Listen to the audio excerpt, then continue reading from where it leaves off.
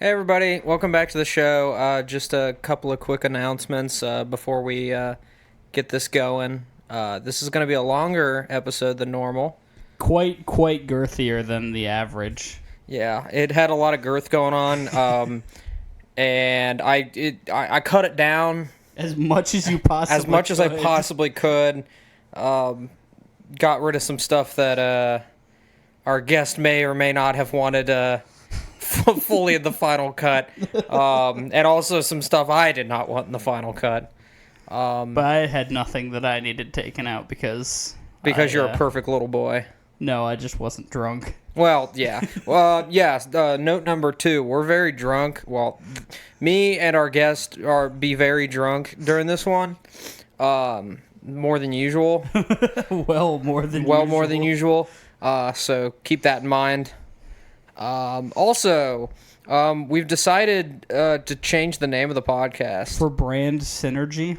Yeah, because it's gotten a little confusing because we use Revolter Pictures as our quote unquote business, our whatever you want to call it. I mean, it's our handle for our social medias, and it's the name of like what we release our videos and shit under. Yeah, and since the podcast is just sort of like a supplementary thing we do like in between our shoots and stuff, and we haven't filmed it in a while, which the original point of Tacky Tablecloths was to have a new tablecloth for every...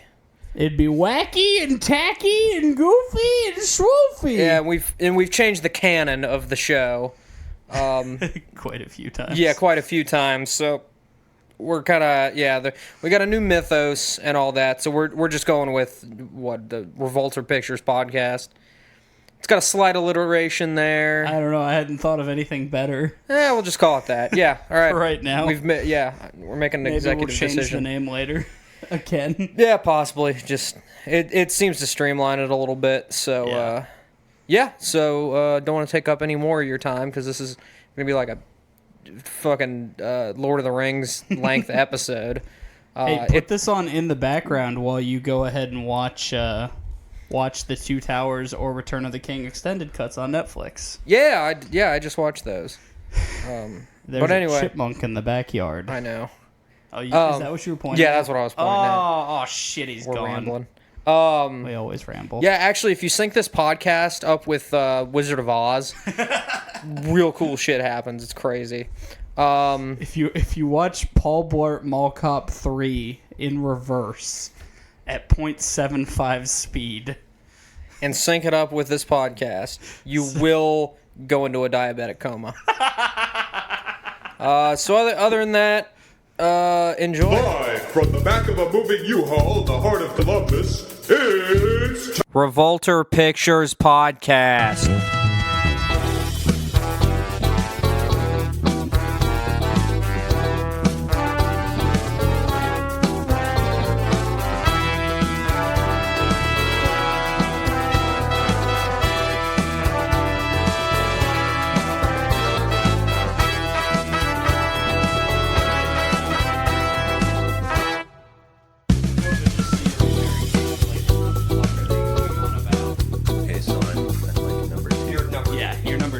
I'm number 3. Internet.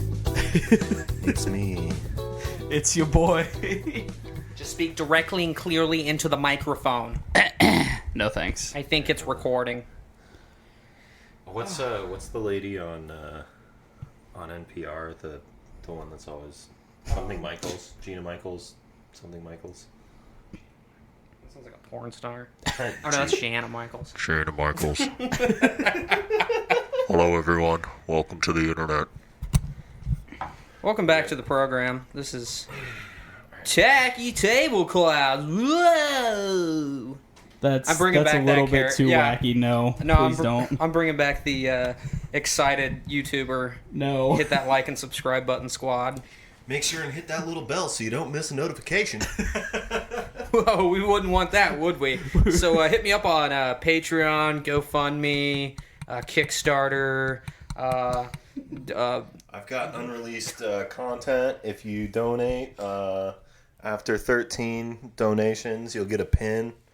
I don't know. I'll send you my Gamer Boy bathwater. It'll be great.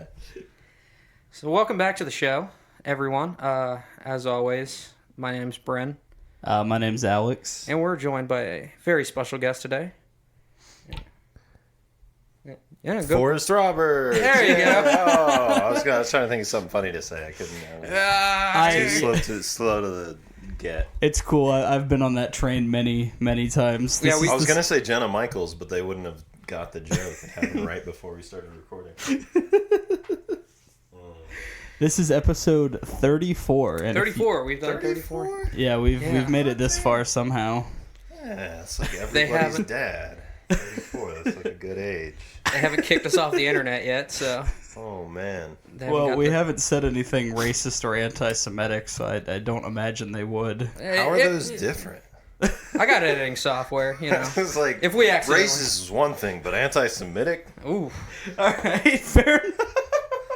They were just the first two controversial Especially while things I'm on air. that came to mind. I mean, I'm not Jewish, but people think I'm Jewish, so that... Wait, you're not Jewish? No. See? I told you, like... I sincerely believed you were Jewish. Oh, I've gotten that since probably middle school. What are you? I have Jewish family, but they're not blood related. So like have you 23andMe? I actually did that He recently. actually did. What are Yeah, you? I'm like 65 to 75% like UK, like Okay. English, Welsh, Irish, whatever blend that is. Sure. I'm very Anglo. I'm a Okay. white man. And then Do I think you know like how far back? Like that is to say, are you like 3 generations ago English Welsh, or are you like 8 generations ago? Oh, it's we're probably looking at like Mayflower level.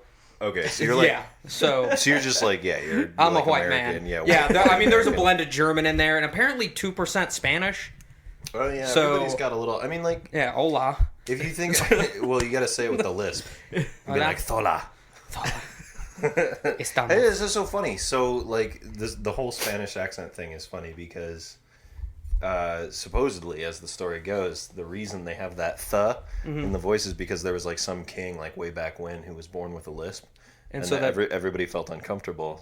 So they, instead of just calling him out on it and getting fucking Spanish Inquisitioned, they were just like, oh yeah, no, yeah, that's they're how like, everyone that's- yeah, talks. Spanish, yeah. Oh yeah, no, don't worry about it. Está bien. Don't worry about ¿Qué it. estás haciendo?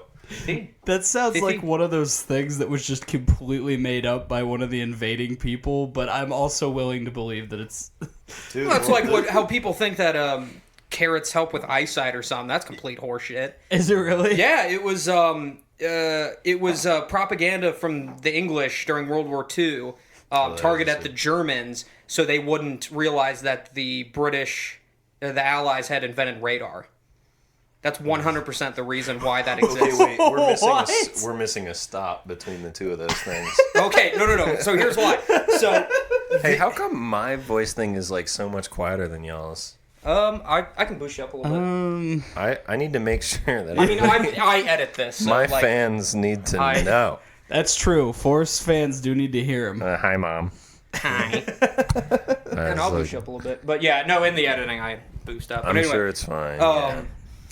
So pilots in the British Army were very good at knowing where the enemy was, and so to have the Germans not know why, they spread across this propaganda. It's carrots. That's Like, what. oh, This is fucking right. We root lots of carrots vegetables. over here, and that's how we know how to sink your battleships now, mate. That's the And most Dude. absurd thing I've ever heard. Didn't we drop like fucking Magnum condoms on the Vietnamese during the Vietnam War? That is. Or it was either we did Oh it my or God. it was an actual plan that like Nixon approved or something, or they were sounds talking like about Nixon. it. That's pretty cheeky. That's definitely like. Yes. There was a lot of weird shit, like dropping pamphlets and Well, whatnot. yeah, that was a whole. Did any of you guys watch the Ken Burns Vietnam deal? oh yeah. That's good. That was tough. I don't Yeah. know. I'm glad I did it, but I really felt like I was doing something to myself. Like I was yeah. like, oof, shit. I remember some why really I was dark parts of that. I got through like 2 episodes or something, and like something like made me have a panic attack, and I had to turn it off, and I didn't watch it for like a that's whole what I'm week. saying. It took like me a I'm while not trying to get be through like it. dramatic or anything, but like I was just like, oh man, oh no. Yeah. Oh, I got it. Ken Burns, you're messing with me, man. Yeah, dude. And it's all like the fucking truth. That's the hardest part. They're talking about the U.S. soldiers, like first soldiers touch ground if they get off and put on ping or whatever. And I'm sure I said that wrong, by the way. And like these Vietnamese guys are like stepping out of their buildings and like addressing them in French, just assuming they're French soldiers. Yeah. And it's just like, oh god, like damn, we fucked up. We shouldn't have done it. Yeah. Yeah, there was a lot of fucky mistakes by the United States. If you don't mind, I'm gonna go cold for a second to make a beer happen. Yes. Okay, do you want one too, or?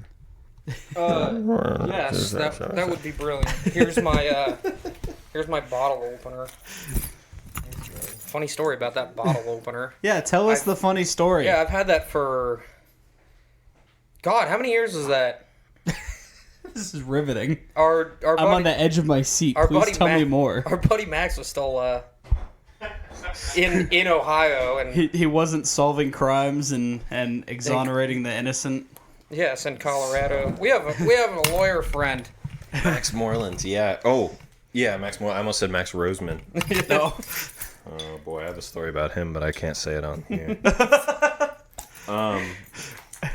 This is a good story. I'm not trying to dox anyone. This is a good story though about the bottle opener, because we went to see Tame Impala.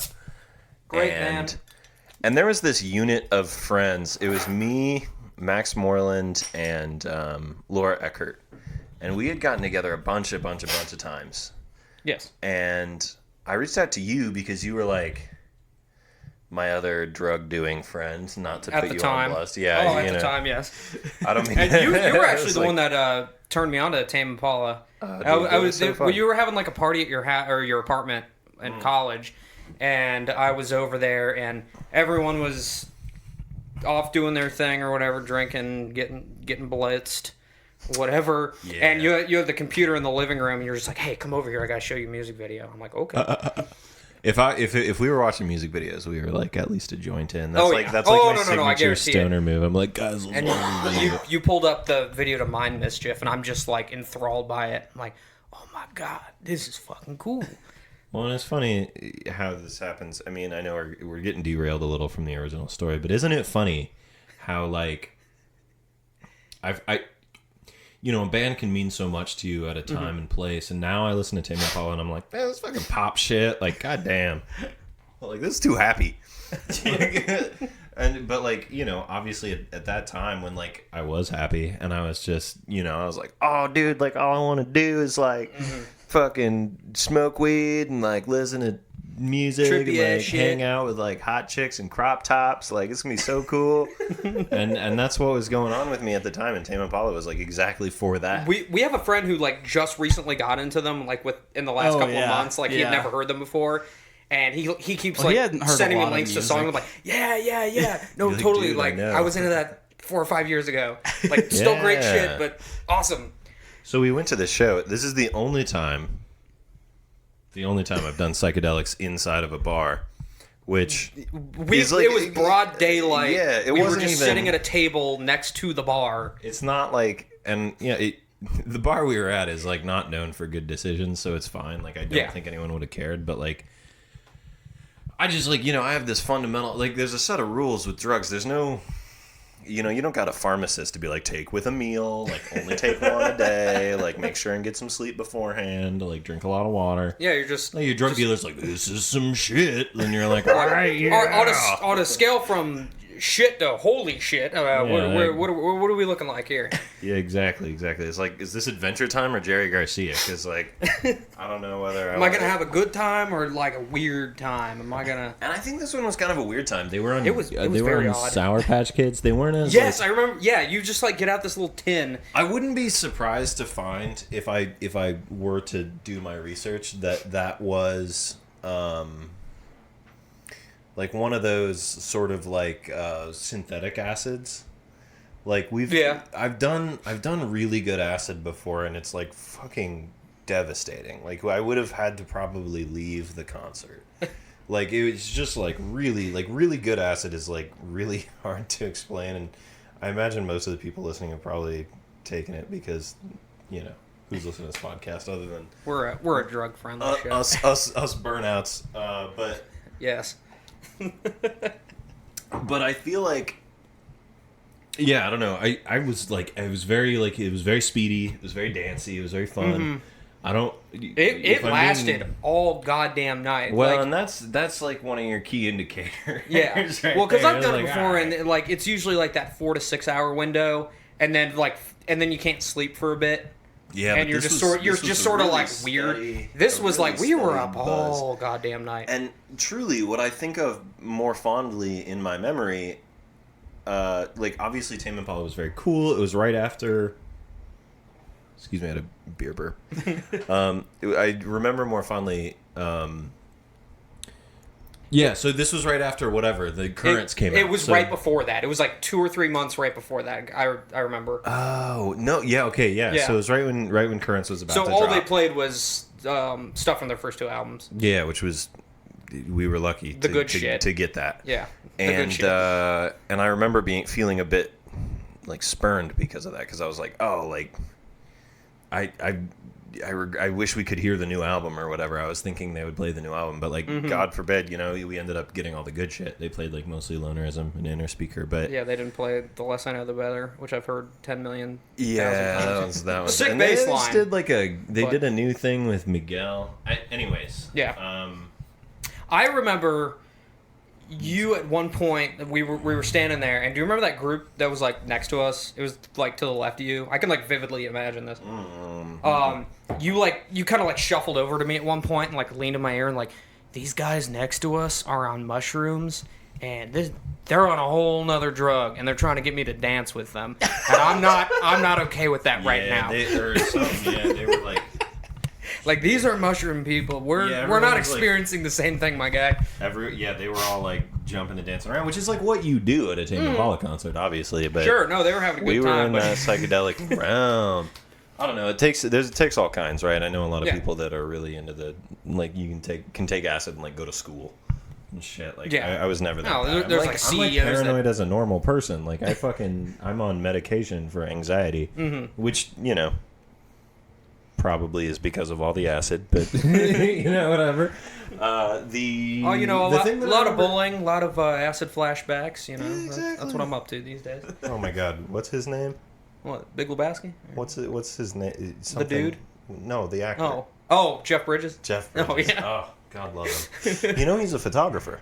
Is he? Yeah, he's actually, interestingly enough, he uses this really...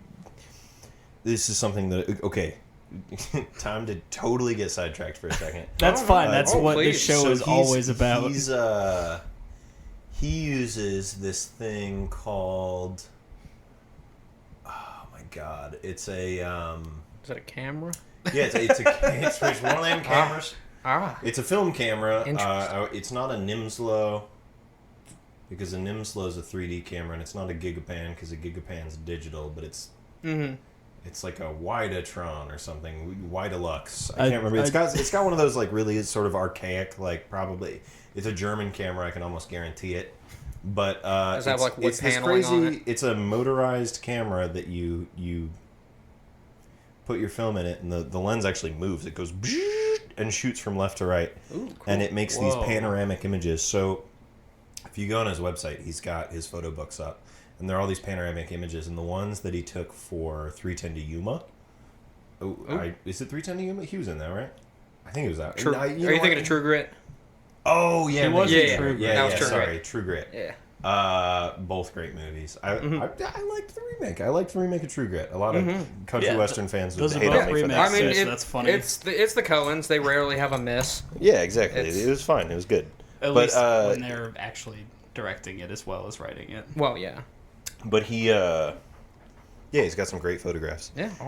And okay, so while we're on the topic, recently I found out, because I was, when you, to quote Fear and Loathing in Las Vegas, once you get into a hardcore collection, you got to push it as far as it'll go, or something like That's that. right. But when you get into the really sort of deep track photography shit, like the really arbitrary bullshit of the world of camera collectors and stuff, you start to hear about things.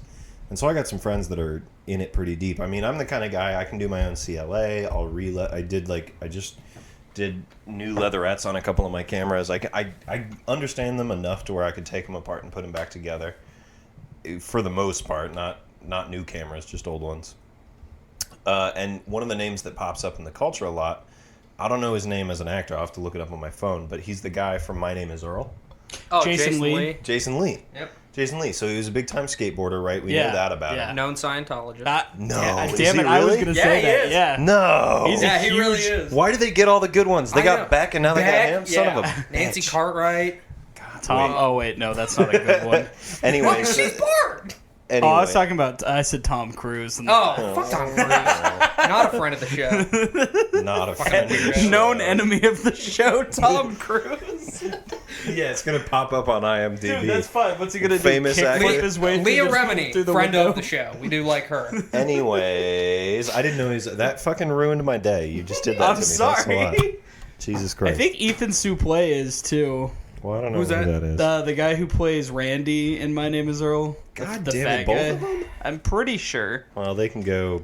I'll double So check fucking that. Hyde from That 70s Show. Yeah, I know. Dude. I'll double check it while you There's a continue lot your of them. story. There's a lot of them. I was looking at... Okay, I think I read that... oh my god. Not LL Cool J, Oh God. but one of the other ones. MC Hammer, maybe? I think like MC Hammer was like a former member. Oh, I can just see found that. a comprehensive list. Right, that's what I was looking at the other day. I was looking at that Kirstie list. Alley. Oh yeah, Kirstie Alley is. Okay, is so- known. Chick Anyways, Corea. just to finish my thought. Yeah, go for Mr. it. Lee. Mr. Lee is pretty much the foremost 8x10 Polaroid guy of the world. Like, Right on. 8x10 Polaroid is extremely rare. It makes some of the most interesting and unique images you could possibly make. Mm-hmm. I mean, they're... How's that different from just like a normal? It's hard to... Polaroid. It's really hard to explain with words as opposed to, like... Visually pictures. saying It's right. a camera, but it's not really for the podcast medium. You get the idea of a Polaroid. It's an instant image. So Yeah. this takes that to a next level. So with film, you've got 35 millimeter, medium format, large format, and ultra large format. So 35 millimeter is your average. Like that's like the fucking Vietnam special, like what they were taking their pictures on. Like your a lot average. of movies from the 70s. When were people filmed on think that. of a film camera, they think of 35 millimeter. Right.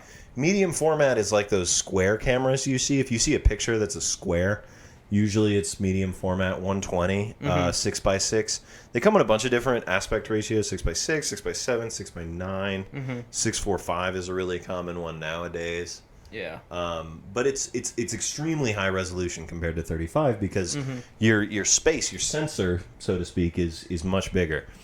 And the camera nerds of the world, like, you pretty much graduate to medium format right away because you're like, well, digital can outdo 35 big time. Oh yeah. But medium format can totally stay toe-to-toe with digital a lot of the times. And then 4x5 is bigger than most digital can do. It's a 4-inch by 5-inch sheet of film. So to take one picture, you have to, like, line everything up, get everything. So usually it's in a camera that isn't a bellows camera, like one of those old-timey cameras where they got the cloth over their head and the, like, stick in the air. It's like one of those. And you get this gigantic picture that you could print, like, 60 by 40 or something. And then there's ultra-large format, which even back in the day was, like, only for the fucking crazy people. Like, it's how it was originally invented, but, like, nobody was, like... Is this like around like 70 millimeter or? Because I'm just thinking from film. We're talking 8-inch by 10-inch sheets of film. I see. So we're talking... Bigger than like IMAX film. Like, you could use it to... Yeah, because IMAX film is medium format. Okay. That's like basically shooting a because movie I through actually Hasselblad. I have an actual 70 millimeter film cell from Interstellar. Yeah. Yeah, Oh, that cool. came with the Blu-ray. It was like some That's special really edition cool. thing, and it's about the size of a Polaroid. Yeah, and it's a 6x6. That's what they're feeding into the whatever the converters are to go to the digital. It's and cool. They're very big. I got a chance to see what's it fucking called, Dunkirk. Oh yeah. On film there in the IMAX with the film. And I was like, did you? Yeah, it was like delicious. Where'd you see that? Was that in Gateway? Yeah. Oh, Gateway has a. Yeah, they did that. They did 2001. I got to see nice. 2001 on film. Blue Velvet, David Lynch. Ooh. That was great. It was also I on remember film. you actually showed me that movie. Oh man. Because I showed you that movie. yeah, you did. No way. Yeah, I don't think we finished it because we were very high. Well, good on me. I love that movie. But you showed me a lot of cool movies. Like I was into David Lynch at the time, and I just never seen it before. And you're like, oh, well, you have to see it. Yeah, and so you like put it on, and we just had to watch it. And everybody's different. You sort of got me. I'm gonna assume that your favorite's like Eraserhead or something like that. I'm trying to think. I mean, I like Eraserhead. I'm a huge Twin Peaks fan. Of course. Like, I think that's Lauren, probably the guy that just did my tattoo. By the way, everyone, I'm wearing a bandage because I just came from a tattoo place. That's I right. probably shouldn't be drinking so quickly afterwards. They tell you not to. I mean, when I got this done, I went out immediately and you started do. drinking. That's that my- you do. It's my- like you do. It's called Basic being bitch Star Wars economical. tattoo. But I Because you're gonna get drunk real fast. hold on. Let's cycle back a bit. What were we talking about? You were talking about David So Lynch. Lauren, my wife. My wife. She has a big fucking Laura Palmer tattoo right here. Oh hell yes. And it's like where she's holding her hands up, like Yeah. in the Black Lodge. Oh, do you have a picture of that? I'm sure I do. I mean, you somewhere. don't have to show me now. You can show me later, but like, But that's fucking dope. So the same guy that did that did my tattoo. That's the girl just that now. gets murdered in the Twin Peaks. I know. Oh, have you seen Laura- it? I Twin haven't Peaks seen it, but is my mom so good. actually is a humongous Twin Peaks fan. Same with my mom, because it was like, it kind of crosses that border of like, it's totally like a soap opera if you want it to, but Right, it's it's also very like much- an ironic soap opera at the same time, which is, I believe, the intention, because it's David fucking Lynch. I was to say, I would And imagine it's with him not that would just be David the Lynch, intention. right? Who's that other guy? Adam something. Oh, The other guy that was he was the other producer of that show. White, I want to say. I can't. Is that the last name of somebody that worked on that? Anyway, Anyway, sure so that's the last so name Mr. of Lee, someone who worked on this Mr. show. Lee, my name is Earl. He shoots 8x10 Polaroids, which are Yes. super rare. They don't. It was something that was produced in the 80s a lot because when you were a studio photographer, I mean, it was expensive back then, but now it's ridiculous. It's like $100 a photograph. Mark Jesus Frost. Mark Frost, that's it. Got it. Damn, I was super wrong with that Adam shit. White Frost, that. Yeah, I was on the Yeah, right don't track fuck with me. there. Fuck you. Yo. Oh, Fuck he in your also face. worked on the Fantastic Four movies, Oh, great. man, what a legend. and that's where his filmography Hell yeah. ends. Hey, don't judge. Okay, if that's the end of his career, but don't judge people by their early works, because the guy that just did Chernobyl on HBO, he worked on a bunch of garbage. he did like the scary movies and the bad scary movies. Yes. Well, they're all kind of bad. all- They were funny when I was 13. But you know what? I love the actress in that, the blonde. Oh, Anna Faris? Yeah. And she died, and I was really bummed. What? She's not dead. Anna Faris? Yeah, she ain't dead. Well, who's the one that played? Hold on. You ever seen that movie Smiley Face? Yeah, that's Anna Faris. Yeah, she died, dude. No, she didn't. she just got divorced from Chris Yeah, Pratt. she got divorced from Chris Pratt. I mean, I guess that's kind of a death her and sentence, Chris but- Pratt were married? Oh, yeah. they were married. They're Yeah, I both think it was around idiots. like when he was still on Parks and Rec. yeah, she's still alive. Wait, someone told me she died. Oh, I feel so much better. She didn't That's- die. That makes me feel good. Hooray. Yeah, have you was ever good seen news. Smiley Face though? It was a what's good movie. Fucking weird ass movie. It's good, What's It's As essentially an avid like pot smoker, I completely love it. imagine me accidentally eating a whole bunch of pot brownies, like someone who's never been like. and then just like your journey? Yeah, Huh. and she's got to like get her car back or something. I don't. and for those Is of the you story listening, Ashton Kutcher? Alex No. Johnson is like a Okay. 5'3" smoking hot blonde. No, I with just like meant reasonably, like not D's, but like B pluses. I obviously. am not a homosexual myself. However, if I were, In the You know I'd be anime on world, that. I would make No. some yaoi with you. no.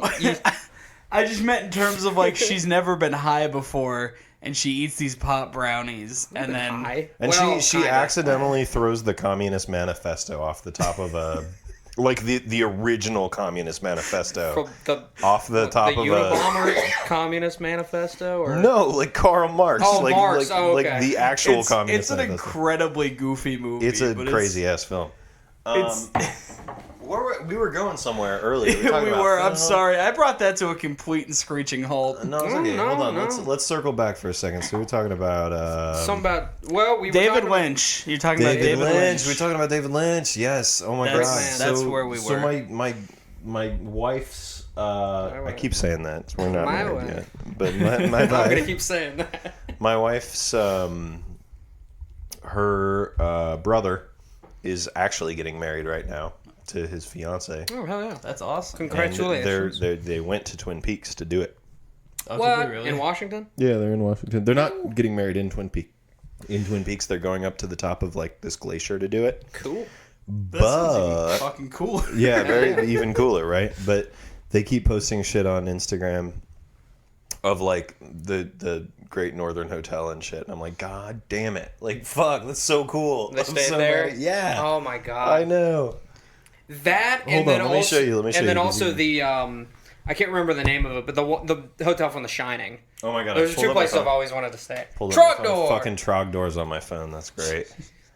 He was a man. He was a dragon man.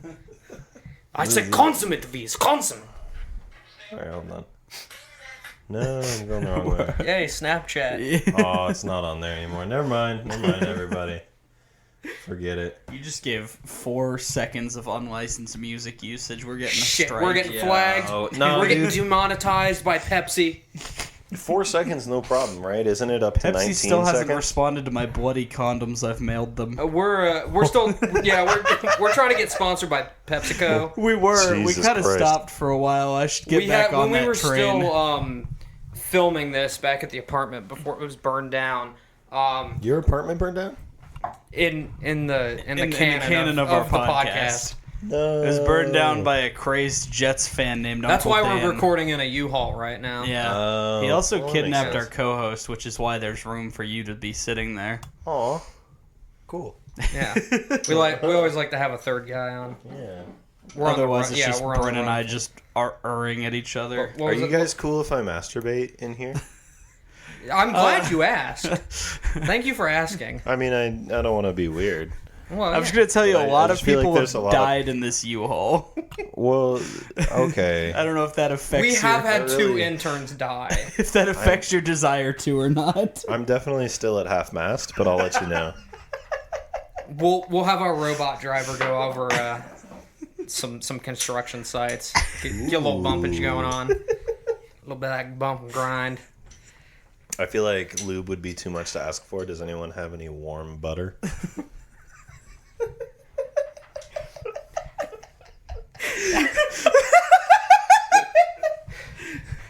Cool.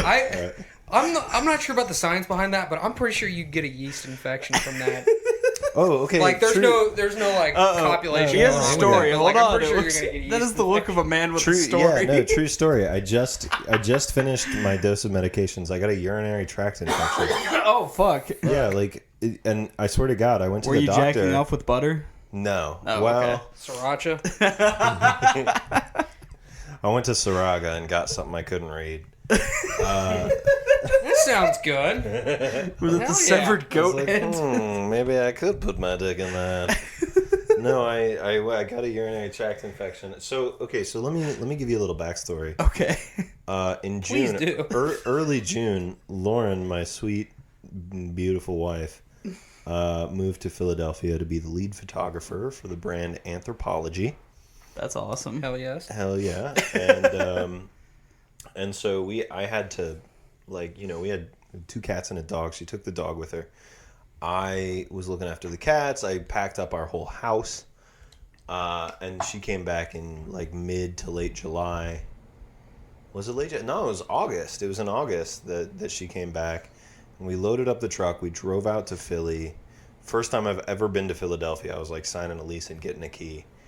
And we moved into this new place. We got everything moved in. They, you know, Anthropology signed like a really ridiculous, awesome. It's a good deal. Yeah, they were just, you know, they take wonderful care of their employees. It's an amazing thing. Lauren is so That's great. grateful to have that job, and I'm of course, you know, 3 sheets to the wind. But Well, shit, she deserves it. I've seen her. yeah, she's her good. She's a goddamn hardworking photography. hardworking hand. That's for Hell sure. yeah. But So then I came back because, you know, I have a lot of loyalty to where I work. I got a great team there at Midwest. And so when I came back, first day I came back, I was doing some dog sitting for this family that has these two. They're like, one of them's some sort of mutt, and then the other one's like he's like a basset hound. He's got those big floppy ears. Oh, jeez. Super cute. But I was like staying there in this like really nice house, and just I didn't talk to anyone for like 5 days. Like I just went to work, came home, and just lived in this really nice house with no one around. And it was like this weird kind of insanity. And then out of no fucking where, I just like got a urinary tract infection. And it's so rare for like 20-something dudes to get that I went into the place and the doctor was like, no, like you have chlamydia. I was like, no. What the fuck? How did that happen? How did that happen? I'm not in the Navy. What? Holy Jesus Christ. And she was like, well, you're going to have to take a dirty piss. And that's what they call it, a dirty piss. Oh! Where you pee, you don't clean your shit before you pee. And then I took a clean piss, and I was on the way home, and she was like, you know, I'm going to have you stop at this other place and take another piss test. Yeah, you feel like a fucking celebrity. I like walked into this third or second, you know, medical building on my way back to these people's house. How's it going, everyone? And I'm here for the piss. Yeah, I like walked in. There was a line of people. I walked up. I'm like, I'm here for the piss test. They were like, right this way. And everyone looked at me like, looky. Yes, sir. We have the presidential suite ready like, for you. Oh man, I wish I was pissing into a cup. And I don't know who here. We has have a taken... DVD selection. Do you like The Avengers while you piss? Oh, I do enjoy to distract a nice movie. Well, let's put a pin in that because I have thoughts about that too. Okay. But I went back and I peed. And I don't know if you guys have ever done a piss test like that, but it's weird because you go and you pee in a cup and you put it in this little shelf and you shut the door and then you hear them open it on the other side and pull the pee out. Like a Hannibal Lecter type situation where you gotta put the notebook in, slide it through. Exactly. And I thought it would be kind of funny if, you know, I just like opened it real quick and was like, hello. Oh God! Oh. But I didn't because I'm mushy. I'm soft. No. I'm like the cultural equivalent of like bad potato salad. So I like, you know, I'm just like this soft white guy from the West Coast. I could totally do it. I'm not gonna. It's gonna be funny. It's gonna be funny, by the way. As a side note, it's gonna be funny to move to Philadelphia, where everyone's like a hardcore, tough, like East Coaster from Jersey. Yeah. I'm gonna be like, I'm from California by way of Columbus, Ohio. Like, I'm like if you fucked a white bread and put some like fucking vegan salmon in it. Like, I'm just like the worst version of what you guys hate. So I don't know. I'm used. Fucking Californians coming out here, man. I'm looking forward to getting my ass kicked a bunch of times. I really hope for your sake that doesn't happen, but... I'd love it if you edited that part out, because if there's anyone in Philly listening to this, they're going to target me. I guarantee there's not. I guarantee you no one in Philadelphia is listening to this. Yeah, we don't talk about the Eagles, like, at all, so nobody cares. Fly, Eagles, fly. Actually, we've mentioned them a few times when I talk about what shitheads their fans are, so... Well... They are shitheads. Yeah, I mean, it's no, seriously, they even why know it. Like, Philadelphia is, like, just, like, the place where trash is. Yeah. That's essentially what we found. I think it's really just most of the state of Pennsylvania, because Pittsburgh is the worst city I've ever been to. What? I like Pittsburgh. I hate Pittsburgh. Oh, there's so many hills. Even the birds there, like, just fucking look at you. Like, you walk past a pigeon, it's just walking down the street. It just looks at you. It's just like, you fucking dare? You fucking dare look at me again? I'll beat the shit out of you. I've never been to Pittsburgh, but every time I've heard it described, it just sounds like if Gary, Indiana was like a real city. It is a real... Well, okay, first of all... Gary, Indiana is a real-ass city. I don't know what the fuck you're talking about. Gary, Indiana is I've been to Gary a couple of times. It's fine. It is the hood. But it's fine. It's a good city. Same thing with Detroit. It gets a bad rap. I like Middle America. I mean, Detroit's like a real city. Gary, Indiana, like, just birthed Michael Jackson, and it smells like poo. Okay. All right, listen. I have driven through Gary, Indiana. I know the smell. No disrespect to the residents. I know it's not your fault. It's the environment you live in. But, you know. I don't know why, but when you were saying Gary, Indiana, I was having this mental picture of Gary / Jerry from Parks and Rec. Like, I was like, yeah, he's the mayor. I was like, is this some sort of reference I don't remember? No, this is a real place, man. Let me pull So a reference that you guys may or Michael may Jackson not was get. born? Who here has seen the musical The Music Man? Yes. Gary, Indiana, not Louisiana, Paris, France, New York, Rome. That's right. Gary, Indiana, my home sweet home. Now, granted, I think that's the first show tune that's ever been performed on here. yes, I applaud you. I got tongue twisters aplenty. That musical also takes place in fucking when's that supposed to take place? Like 1962. 1962. Well, that's when the movie came out. Well, I know, but like, when's it supposed to take place? Yeah, wasn't it like a period piece? Ish. I mean, it's small town America. Who knows? Everyone's wearing straw hats. Yeah. I mean, I've seen multiple productions of it as well, and it's like, well, this definitely wasn't somewhere modern. All right, listen. Let's take a quick break because I got to take a piss, and Alex is already walking into the kitchen. Yeah, and I have great topics to talk about when we come back. Hit pause! We'll be right back. True love is going fist deep in somebody's dad. You're damn right. And you know what? When you're right, you're right. And I completely agree with you. I think when we left off, we were talking about The Music Man, which reminds me that Forrest and I go way back. Why are you talking like you're reading off of a script? Because this is NPR. Oh, okay. NPR local radio. Go Thanks for coming. Anyway, yeah, we met in a study hall freshman year of high school. So there we were, recording an ASMR video together. Yes. In which we both stepped in plastic totes full of Jell-O and whispered the alphabet to each other. I was listening to In Utero by Nirvana, and Forrest asked me, hey there, young man, on your iPod, what do you got there?" And I said, "I'm listening to Kurt Cobain and Nirvana." And he said, "Wow, I really like that band." And I said, "Cool.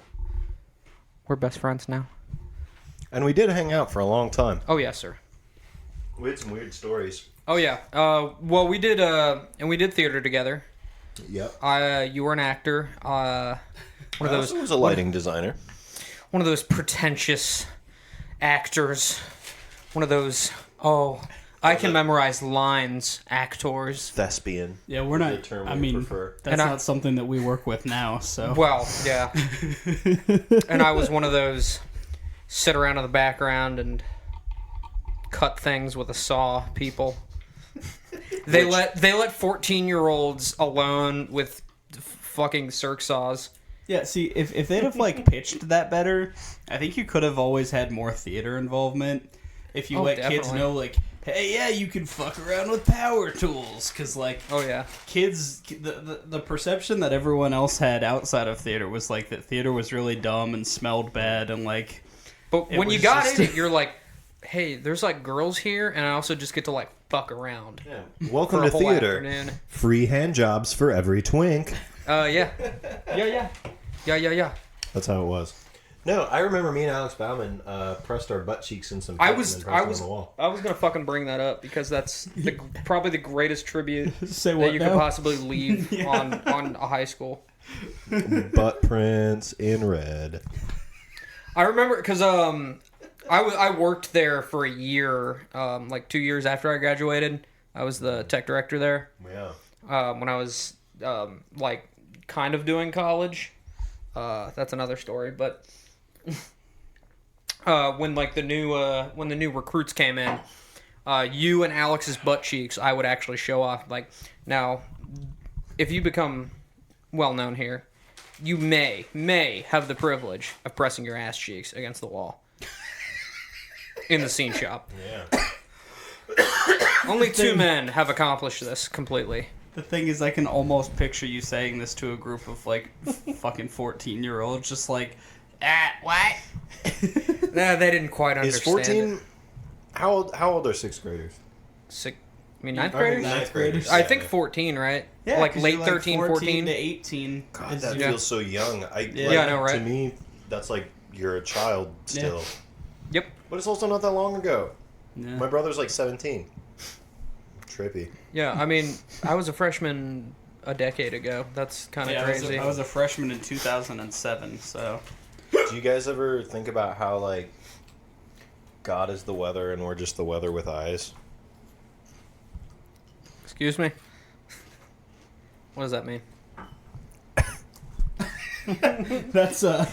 That's a very good explanation. Thank you very much. That was insightful. So you guys genuinely met like in study hall just through. Yeah, I don't know how he remembers it, but no, that's exactly what happened. You remember it better than me because I don't remember study hall. The That's- only study hall I remember was the one that I got kicked out of after I burnt down that baseball dugout. See, I already I knew remember you that when story. that happened because you were dating this one girl Her at the name time. was Amber. That's right. That's how you know she was high class. Fun fact: I've dated 2 different Ambers. Ew. Yeah. The second one was much better. I was just gonna say that it's funny that that's how you guys met because that's how Forrest and I met too was through the power of ska actually. Dude, and We had I remember meeting you.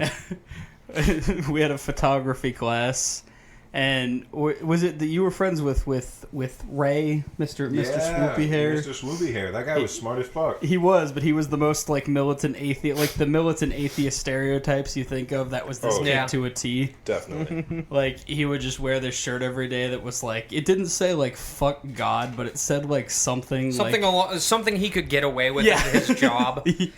well, at school, yeah. Well, And like, I mean, yeah, he probably still wears it at his job. I don't know. oh wait, was this was a kid? This was in high school, yeah. Oh, okay. I thought you were describing a teacher. Oh no. Oh, okay. Never mind. I'm curious what he's doing now because I like weirdly felt this kinship with him. I don't know. But it's worth mentioning that I'm a professional photographer now who does it for money. And I met That's you fantastic. in my first photography class. Oh, that was your first ever one? Ever.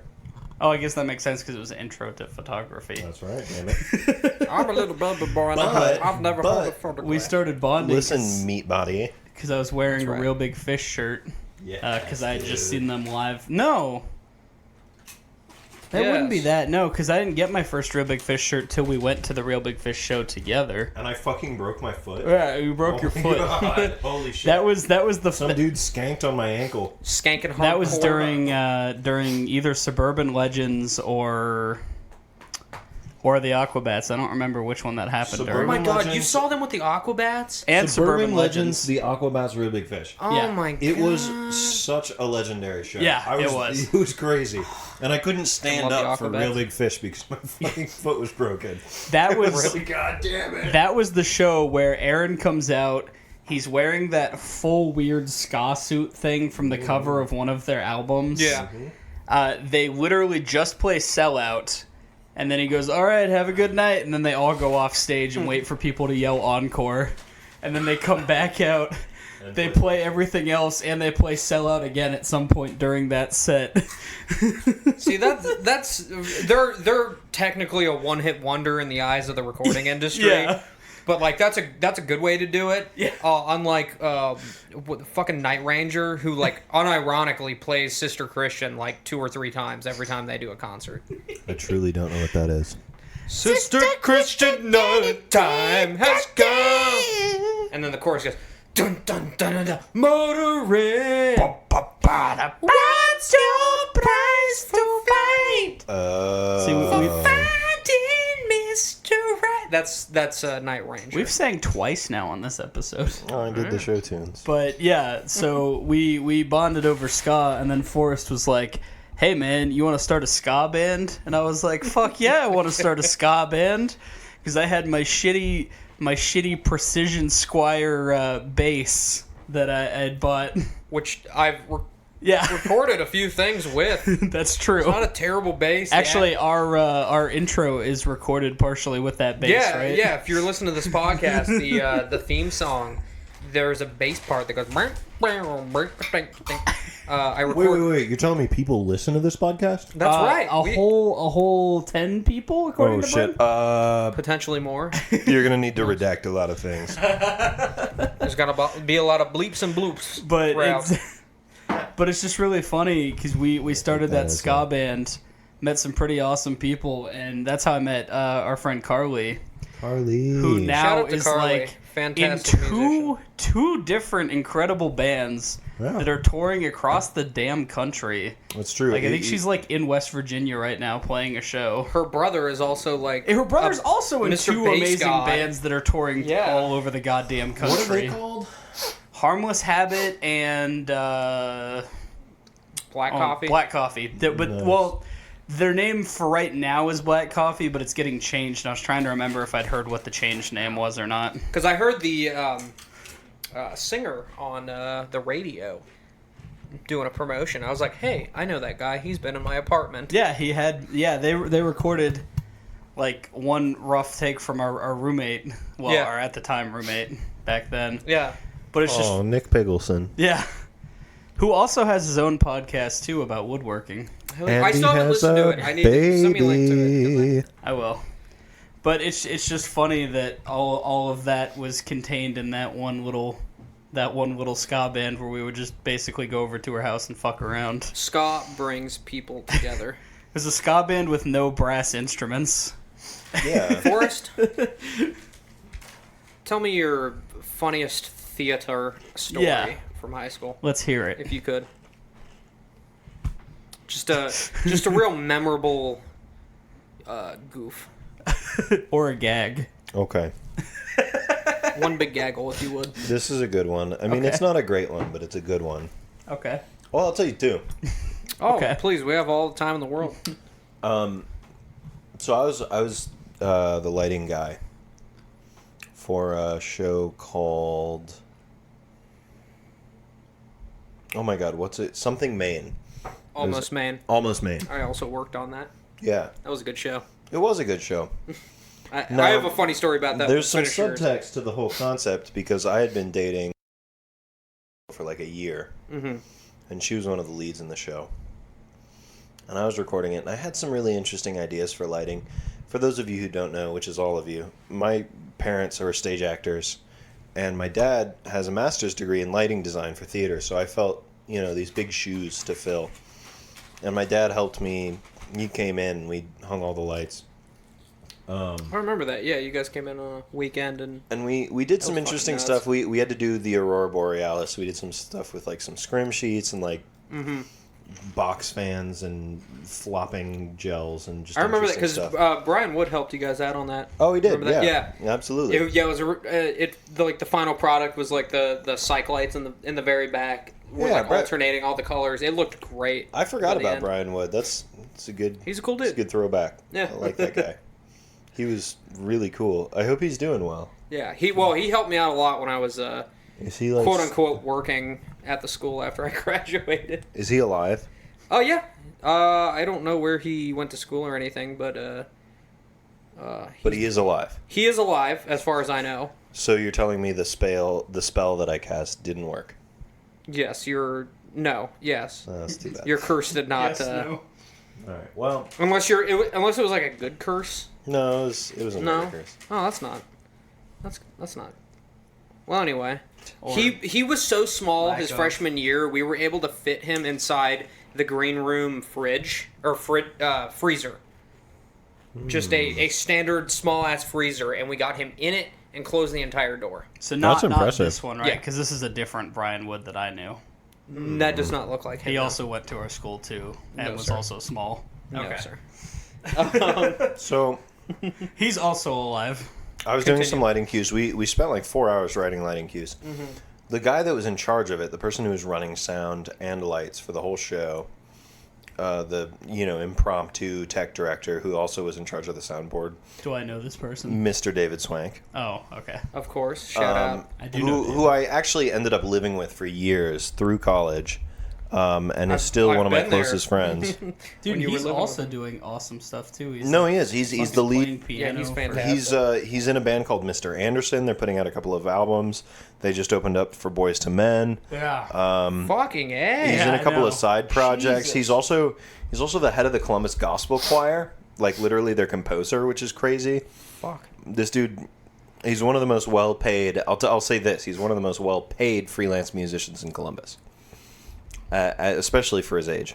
After all the partying we would do in college, me and David Swank, he would, no matter what the party was, no matter what the situation was, he would get up every Sunday and go to church and play in the church band. Oh my gosh. And like there were days when I remember he said he would literally like go play and then in between services go like sleep in the broom closet. And it's so funny because, you know, looking back on that and like looking now at who he is, it's like, as a photographer, if I had to every single Sunday go shoot an event for all of my college career, I would be so much better at photography right now. And that's what it's all about. Like, this guy just really has the experience, and it's amazing. It's like, absolutely not that many people have that. It's pretty impressive. He's an impressive guy, and he's a great player. He's a great guy. He was there running the soundboard. Mm-hmm. And we're back to the story. Hell yeah. Yeah, so fucking A. There I was. It's a nice detour to give him his props. Absolutely. You got to make context. And I was running the whole thing. And we're all communicating through headsets, and he's sitting down on the stage, and he's like, all right, great, that's good, that's a wrap. Everybody, we're good for the day. And I'm like, great. And I just flipped the switch, turned the soundboard off, turned the light board off, walked out down. And then oh, God, I remember this. It's coming back. Yeah, the thing about the light board and the soundboard is you gotta, like, save shit if you're gonna do stuff They ran on floppy disks. Yeah, it's some bullshit. It was that old. And we were standing there, and I was talking to him, and he was congratulating me for a job well done, and we were all, like, celebrating, and then the lights turned off. And everybody got real quiet, and it was pitch black in the theater, and he said, I'm trying real hard to love you right now, Forrest. I'm trying real hard. And I was like, wait, what'd I do? And he's like, God damn it. I'm trying real hard to be the shepherd. Yeah, and he's like, you just deleted everything. You didn't save any of it. You just turned it right the fuck off, didn't you? And I was like, I did. And he's like, God damn it. F12, man. Yeah, so then we had to go do everything again. Oh, yeah. I actually remember that because I wasn't there for that Saturday for whatever reason, but I remember coming in Monday and everyone that was there that Saturday was very pissed off. Fucking Forrest. Forrest? Yeah. Yep. Yeah. There were a couple of other small things that were fun. We did a lot of hanging out with Alex Bauman back then. Yeah. Do you Alex know what he's up to? Yeah, he's like in Japan now. He is in Japan. Oh, shit. I heard he's like doing all kinds of cool shit. He's an English teacher there. I went to Japan back in May. It was a couple months after he I heard that. Yeah. After he went there. And I was gonna meet up with him, but his schedule didn't work out, and I ended up just, instead of going to Hiroshima, I stayed in Osaka. So we were literally in the same country on the other side of the world. We were communicating with each other, but we didn't actually get to physically see each other, which kind of sucked. But if I remember correctly, he was like quite the brony. You know what I mean? Like he would have sex with horses. I'm just kidding. That's not true at all. I just want to slander his name. He was a good friend of mine. He was always really cool. Yeah, I've known him since third grade. He was a really good guy. We used to have like card night together. Fuck yeah. And video games. We crashed his Jeep once. Oh God, I remember his Jeep. Oh, we went out and we found there was a while they were making these things called Red Lions. That were like that was like the original Bang energy drink, basically. Yeah, it was like this un-FDA approved fucking super drink. And it was like hardcore caffeine. Shit. Yeah. Oh.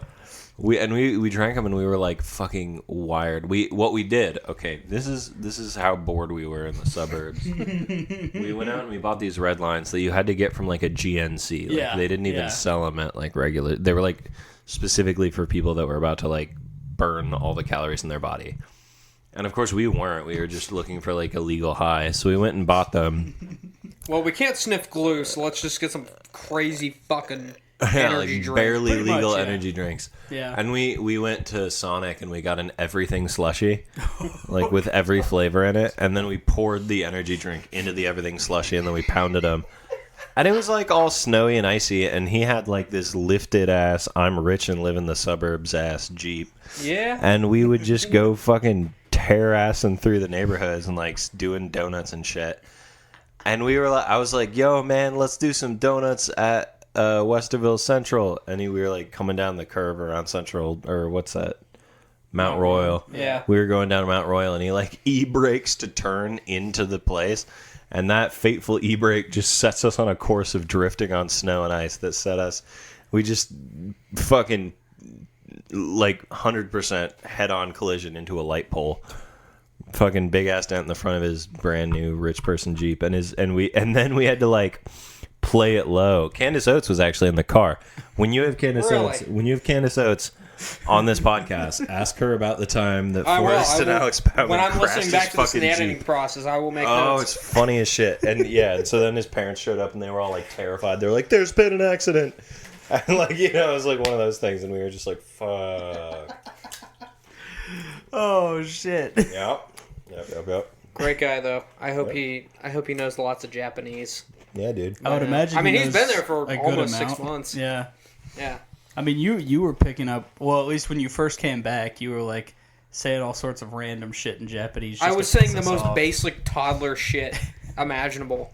I learned the most basic shit before I went over there. I was there for 2 weeks. Hey, you survived. That's all Well, that no, matters. yeah. I mean, You learned enough that you if you can, managed 2 if you weeks can, and you didn't if you know like offend 10, someone. if you know 10 phrases and are able to point at something and go hi, like you're good. Or onegashimasu. Biscuito. Yeah, that's all you need to survive in Japan. Biscuito. Great place though. I'm gonna grab a beer. Hey, grab that beer. Okay, Forrest is out of the room. This guy's pissing me off. This motherfucker. Well, Bryn, while Forrest is occupied, do you have any fun and interesting theater stories that the two of you shared that you would like to share? I'm trying to think. There In were a addition lot. to the Like, butt cheeks. Remember that time that Mr. Painter taught us how to open beer bottles with our buttholes? Did that happen? Yeah, totally, dude. Mr. Painter was a generous lover. I'm just. It's cool. He's retired. We don't have. He to did worry. all sorts of like strange things, so I'm just. No, he was not a weird pervert, but Well, I didn't he was mean a like cool guy. that. I meant like in a joking manner. Basically, do you want the beer opener? for those of you who don't know No. this man, you could basically just picture Andy Reid, and that's exactly Yeah, what he looks he definitely like. looks like Andy Reid, the just- football coach. There was a day he was wearing a green polo shirt because I used to have his class. I took TV and film, Good which class. coincidentally is the genre of our podcast. Yeah. And we Can we haven't talk talked about about- movies? what? Can we talk about movies? Sure. Well, later. I have a Keep couple, telling your story, obviously. Yeah, I have a couple of stories before we get into that. Okay. And he was wearing a bright, or not a bright green, but like a dark green polo shirt. And that's what Andy Reid always wore when he was the head coach of the Eagles. And I remember taking a picture of him. Oh Oh I god, remember taking we've had a beer malfunction. Alex, get a napkin. Okay, I guess I'm done telling the story. God damn it. I'm sorry I ruined it for everyone. No, that's cool. This is great radio. About something? I apologize. No, you're fine, man. That was a huge mistake. Brendan, will you please talk about something? Yeah, no, we're on the air. There was a terrible accident with Stella Artois. It foamed the fuck up. Yo, I've made way worse. Like, yeah, but this is a nice couch. I know. No, I'm just. no, that couch behind you in the den, that has so many stains. That's the beer couch. So many questionable stains. Not just beer. There are questionable stains on that couch. Chili. God. Okay. Human semen. Ah. Oh, lucky. Not this couch. That couch when it was in our apartment. Yeah, How come we can't sit in the semen couch? Because the first week that we moved in, Nick jumped on it and broke the paneling. So if you sit on one side of it, you just droop down and disappear. Guys, I'm sorry I spilled beer on your couch. No, you're good. Just as long as you didn't get on my goddamn microphone, you son of a bitch. Do you have like cleaner? Do you want me to like spray it with some stuff?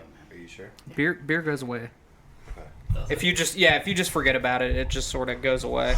Okay, guys, I'm sorry about that. So I believe I already Alex lost my was train just of thought on the story. Let's just move on. We had a Well, theater here, teacher that looked like Andy Reid. Yeah. And Yeah. Teddy Roosevelt. do you believe in God? Yeah, actually.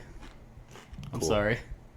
I'm so sorry. You son of a bitch. I probably ruined whatever joke you were gonna tell. No, the joke is asking an incredibly awkward question. Oh, okay. I mean, it's not an awkward question. Like I literally don't find ask it it as a about. joke amongst people as like, what's a question that's way too forward to ask?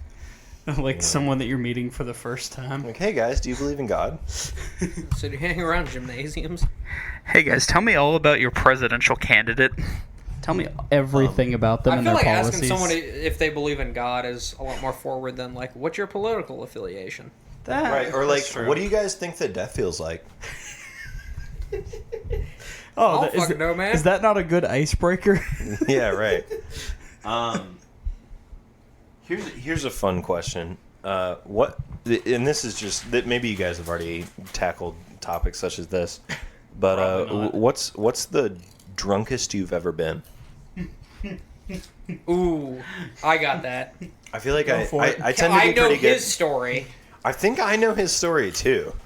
Weirdly Probably. enough, I feel like it was a Taco Tuesday. It was. It, yeah. it You know very my much story. was. Please tell No. yours first. Should I tell mine first, or you tell yours first? I've got You some should. good ones Because because yours is much better, I think. I've got a couple of really good ones too. So I mean, like, if All we're right, trying I'll to, go. All right. nobody feel embarrassed because I'll fucking take the cake. Oh, I don't know about that. I was dating my girlfriend Amber at the time. Which one? For one or two? The second one. My most recent girlfriend. So she was pretty cool, right? She was very cool. You look sad. Huh? A lot of people thought we were getting married. That did not happen Sorry. due to creative differences. She's also the Damn. reason that all my friends think I have an Asian fetish. Well, no. She was I great. feel like She's you great. do. The screaming Oh, Japanese yeah? schoolgirls that I mean, that I would look- hear look coming in my out of your eyes. bedroom are Yeah. the reason why we think that. I have an Asian fetish. I mean, don't we all? Right. I mean, I've been to Japan. I mean, I haven't come been to on. Japan, but I'm jealous. I watch Jav like 24/8. I want the invented an record. extra hour just for Japanese porn. I want the Fuck, record to well, show fuck. that I called Brent out on something and he did not correct me, so therefore it's true. What did you say? Zing. I didn't hear you. I know you did. I was too busy gazing into my friend's eyes. I said no. We think you have an Asian fetish because I could always hear the Japanese schoolgirls coming out of your room at 2 a.m. Well, All that's right, not true. let me just go on record as saying that like I definitely do have an Asian fetish. Like I'm dating a beautiful white woman very who's Asian not woman. Asian at all. Very Aryan, But if I must say. yeah, she's like blonde hair, blue eyes, and like I've dated a lot of different people from a lot of different cultures. You have. I've even gone on dates with guys. I'm pretty open with that shit. But when it comes to porn,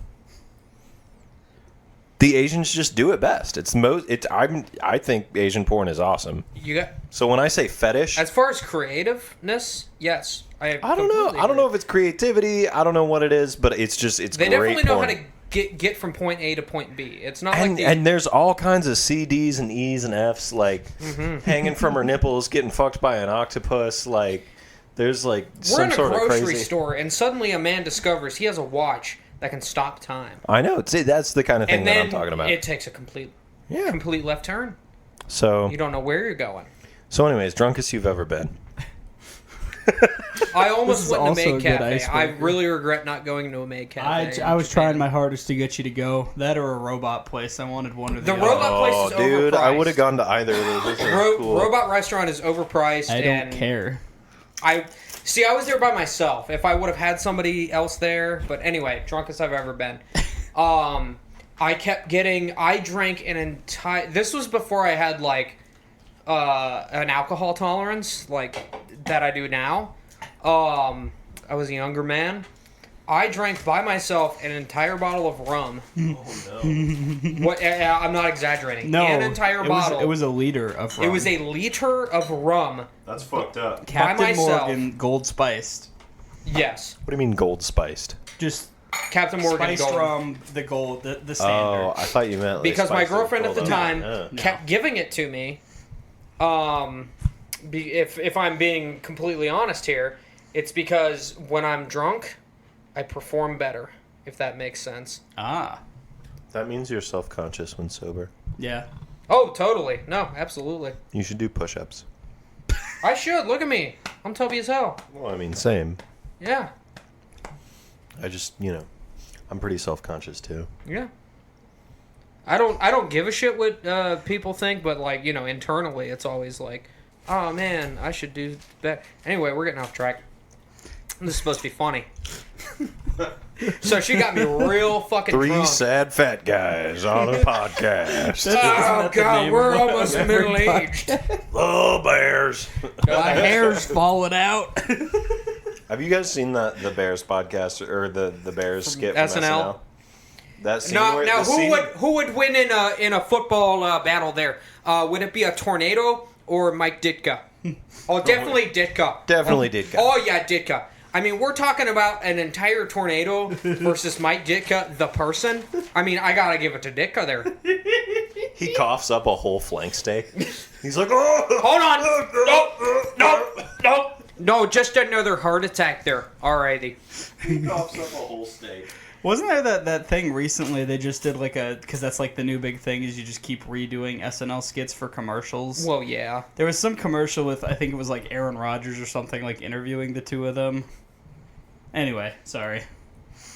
Let me finish my goddamn story here. No. So what did you do when you were drunk as fuck off? So I got real fucking vodka, drunk. So by the time, by the time I had the all of the rum, and she had, out of that entire liter, I think she had like 2 to 3 ounces of liquor. So like 2 shots.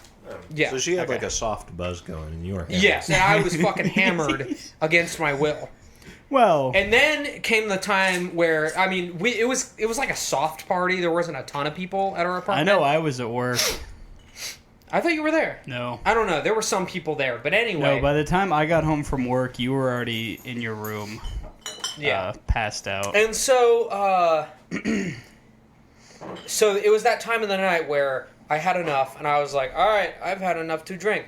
And she's like, and now we're going upstairs. And I was like, okay, this is, all right, yay, this is great. Butts. But I had the master bedroom, which meant I had a bathroom in my room. That's correct. Which was fantastic. You had a toilet under your bed. Yes. And then I just vomited. I vomited so hard, the most I've ever puked in my life. I vomited so hard, my girlfriend had to hold my hair. I mean, I'm a man that has always had, like, slightly long hair. But that's how hard I puked, is she had to hold my hair. Now, the funny part of that is, well, one, I didn't have sex that night, which was kind of a bummer. But the second part is, the next day, I was to go and see the Hateful Eight 70mm road show in Cleveland. Yeah. This was a touring road show. That's sick. Yeah. Yeah, it was And fucking I got awesome. I went. I bet. I got so fucking drunk the night before. When I woke up, I could not get out of bed. And I was very disappointed, and I did not get to see the Hateful Eight extended 70mm road show. Yeah, you didn't. But our friend that went in my place brought me home the little booklet that they handed out. Yeah, he So did. I still have that. That's great. And I have seen the extended version, but I don't know if it was worth it. It's just not the same as digital. It's not the same, especially when you drink so much that you're having a good time and then you throw up and you don't get the sexings. Am I the only one that felt like that was his weakest film to date? Yeah, I strongly disagree with that. Strongly disagree. Strongly disagree. I can't help but feel like it was the only movie I've ever watched of his where I was like, okay, get to the point. Like I was just Now like, let me I ask don't you a know. question. Have you seen Once Upon a Time in America? Hollywood. Also, Once Upon a no, Time in I America. actually That's haven't. That's a movie, but I haven't seen that one either. Oh, okay. But I've Okay. seen Four Rooms. I love Four Rooms. I've even seen though he Four only Rooms. directed a quarter of that. I've seen Four Rooms. I've seen Death Proof. Jackie Brown, Death Proof, Reservoir The Kill Dogs. Bills, Reservoir Dogs. Actually, Reservoir Dogs was the first film that you and I bonded over. I don't know if you remember that, fuck but yeah. I do. No, remember. I do remember that actually. We were Because sitting I in was the like, this corner. guy's got impeccable taste. We were sitting in the corner of study hall, and you asked me if I've seen Reservoir Dogs. I'm like, hell yeah, I have.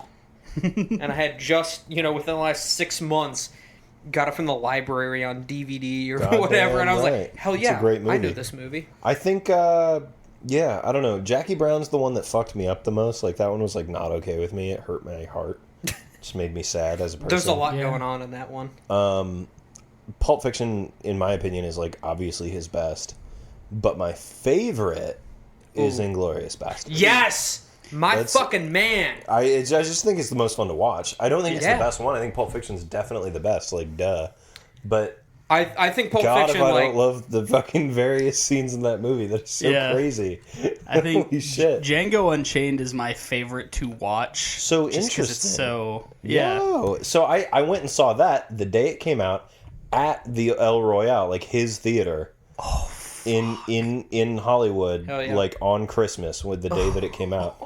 I was in the second group of people that ever got to see that movie. Holy shit! And I loved it, but I don't know. I love Western movies, and I feel like he just was like, it was like a satire of a Western movie. Yeah, which is fine. Which is totally what cool. most of his movies are kind of like, where it's like, which is cool. Yeah. I don't know, for whatever reason, it just didn't connect with me the same way. Like I almost felt like he was pandering a little. No, I totally agree with you. The first time I saw Django, I didn't have the same reaction as like how I do now, where it's like, okay, and like I really like this movie. It's part of his like the racial trilogy thing, right? Yeah. Inglourious Basterds, Django, and then Hateful Eight. And then the Hateful Eight.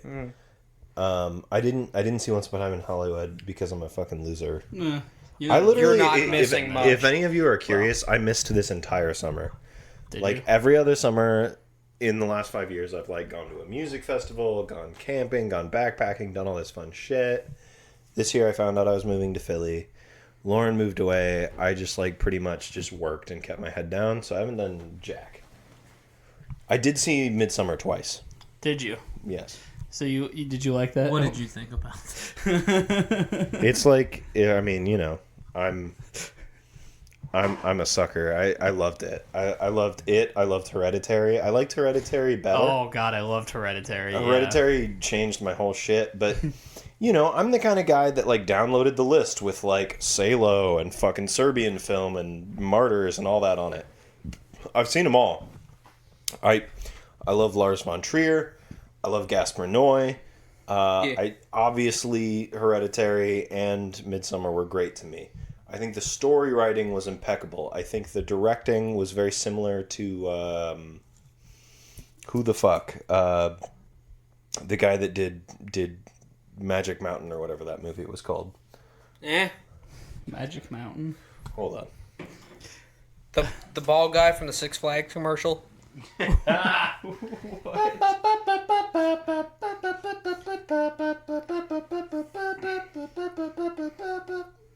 Yeah, that's a good. He's my favorite director. That's a good. Oh man, I got burps like crazy. They're just Are coming you out. talking The about director the German who I was film? thinking of was Alejandro Jodorowsky, so director not- of The Holy Mountain. Oh, so not Hans W. Gavenstorfer, who directed The Magic Mountain? No, I'm thinking The Holy Mountain, El Topo, Jodorowsky's Dune, The Dance of Reality, Endless Poetry, Santa Sangre, Fondo Elise. I've seen the Dune. He's like one of those weird guys. But what he brought to film was like the hardcore choreography, because he was a mime before he was a director. Weirdly enough. Oh fuck. And there's like, he does this thing where it's like, you know, it'll pan to a group of people and each one will have a really specific role in the scene, and they'll almost caricature themselves out while they're doing it. And I feel like that happened a lot in Midsommar.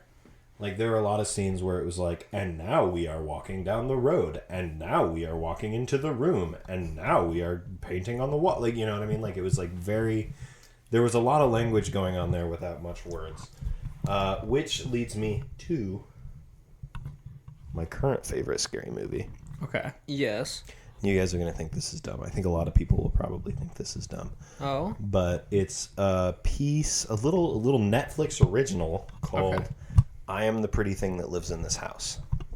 I do not know what that is. I've never even heard of this. It is Netflix has a lot of things going on. They do. And it's just like, you know, it's just your run-of-the-mill art house piece. But I think it does... Oh, man, it just does everything the horror movie's supposed to do. It builds all kinds of suspense. It's, like, very, like, evocative. The acting is great. There's not a ton of dialogue. There aren't a bunch of characters. The characters that are in this movie, other than the lead, don't have any depth, which is interesting. It's just like, it's very creative, it's unique, it breaks the... I think the thing that's happening with horror films right now that's really interesting is like they're kind of breaking away from the formula and really they're crossing a lot of interesting bounds. Like, so you see horror comedy with everything that Kevin Peele is putting out, and you see like art house horror with Midsommar and We knew what he meant. I know. What'd I say? Kevin Peele. Jordan Peele. You're sorry. Good. Jordan Peele. You know, God, it's hard to talk when I know people might listen.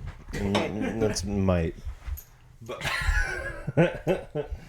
my sister's probably gonna listen to this. Hi, Daisy. Yay. We got tattoos today. Fuck yeah. Yeah. But I do think that like it's getting like this is the first time that horror as a genre is going mainstream in a way other than the like campy 80s, because it hit mainstream in the 80s 90s but super formulaic and campy, right? Mm-hmm. Yeah. And like Right, you got your Friday the 13th, the Halloween spin-offs, Scream, even Nightmare on Elm Street, Hellraiser, Poltergeist. Evil Dead kind of Poltergeist. different things. Poltergeist would be the first one, because that was what's his name? That was... It was produced by Spielberg, but I cannot remember the director. The director of Texas Chainsaw Massacre. Oh, Hooper. Yeah. Toby Hooper. Toby Hooper directed it, but Spielberg actually directed it, based on as far as I can remember. Because Hooper was like so fucking crazy on coke that he either didn't do anything and was just like in his trailer doing coke, or he had like everything to do with a specific scene. So yeah, whatever about that. But but we're seeing it come into the mainstream in a different way now, where the cinema isn't like the super accessible mainstream form of... It's not flooded with that shit anymore. Like now, if you're going to the movies, it's just less common. Like people have TVs in their houses, but they don't have cable, and they're not buying DVDs, and like there's more Netflix originals, and there's less like going to the movies. That's like more of a thing now. Well, it's a lot of your tentpole blockbusters. You got your Marvels and your Star Wars, and a lot less of like Disney in the 80s remakes. where it's like, here's like a very original big blockbuster like Back to the Future. Yeah. Or exactly. what have like, you. That sort of thing isn't happening much anymore. No, it's like, here's an existing property and here's what we're giving you. Yeah, and which is funny come because buy it.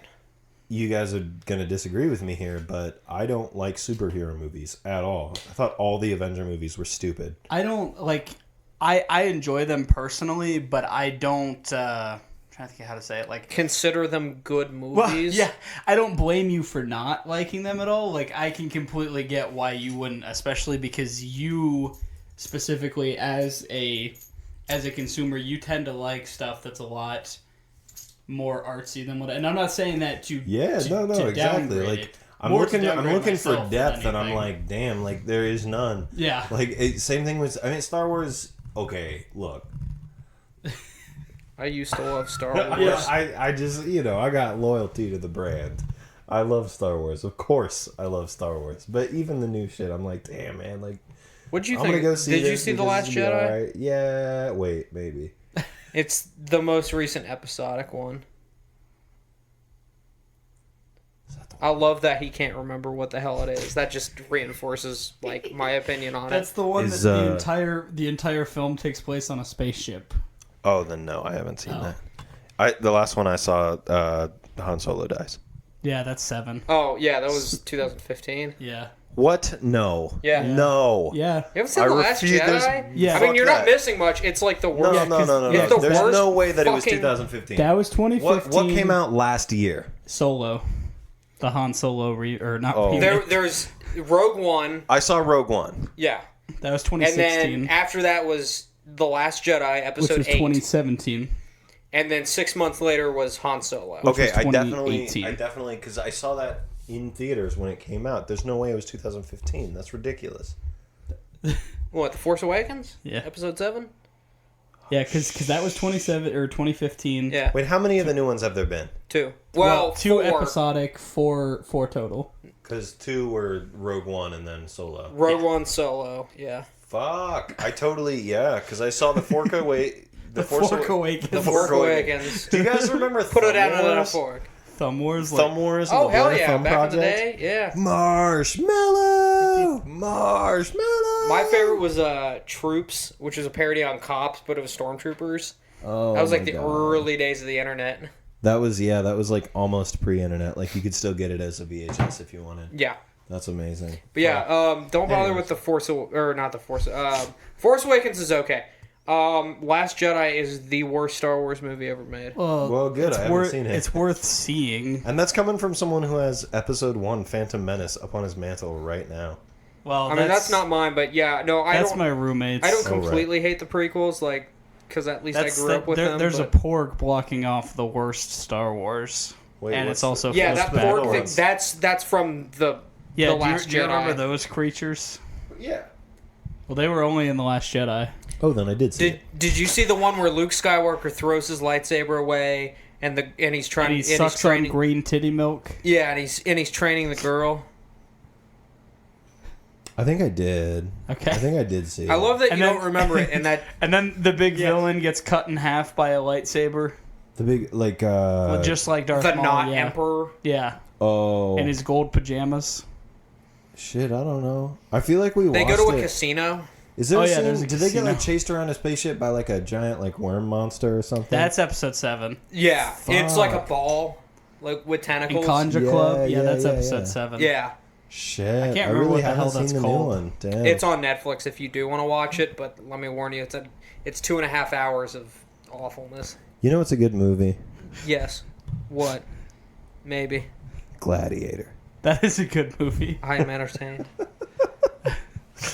I mean, that was that the last like good movie that Ridley Scott made, or was there something else? No, else did he he made. make? Because Ridley Scott now is just like, I see his name attached to something, and I'm like, I don't want to see that.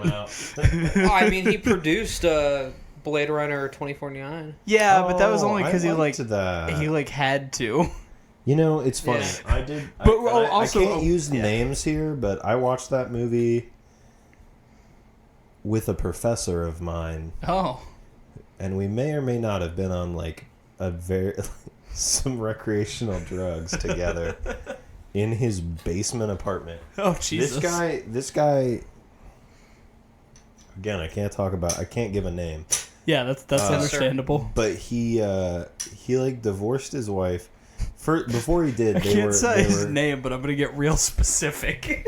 Well, they were like, This okay, I'm gonna get motherfucker. even more specific. They were polyamorous, and then they divorced. And he was telling me about all these like sex clubs he used to go to in Columbus. Jesus. I know. And then he like he sold me Oh acid. God, that's disgusting. Which ones? Yeah, exactly. Which be more. He sold me acid. I went to his house. We smoked a bunch of weed. He had like these crazy laser light shows in his fucking house. Like he brought down this like sheer fabric and hit it from both sides from these psychedelic lights. And then we wore like these crazy rainbow filter glasses. Did he by any chance live in the house across from? Oh fuck. You know I can't tell you. Well, I guess that's true. We'll talk yeah. about it off the air. Yeah. This sounds like fucking Animal House. Just you tell know when me this. they're have you ever seen Animal Of House? course. They're hanging out with Donald Sutherland, who's like the English professor, and they go to his house and they're Yeah, talking, yeah, and then he's yeah. like, "Would anyone like to smoke some pot?" Yes, It's I like, remember oh, that. okay. Everyone's like, absolutely. Hell yeah! Just tell me this: was his house across the street from a music venue? Yes or no? No. Oh, okay. It's not the guy I'm thinking of then. I'll tell you that later. But we got super fucked up at his house.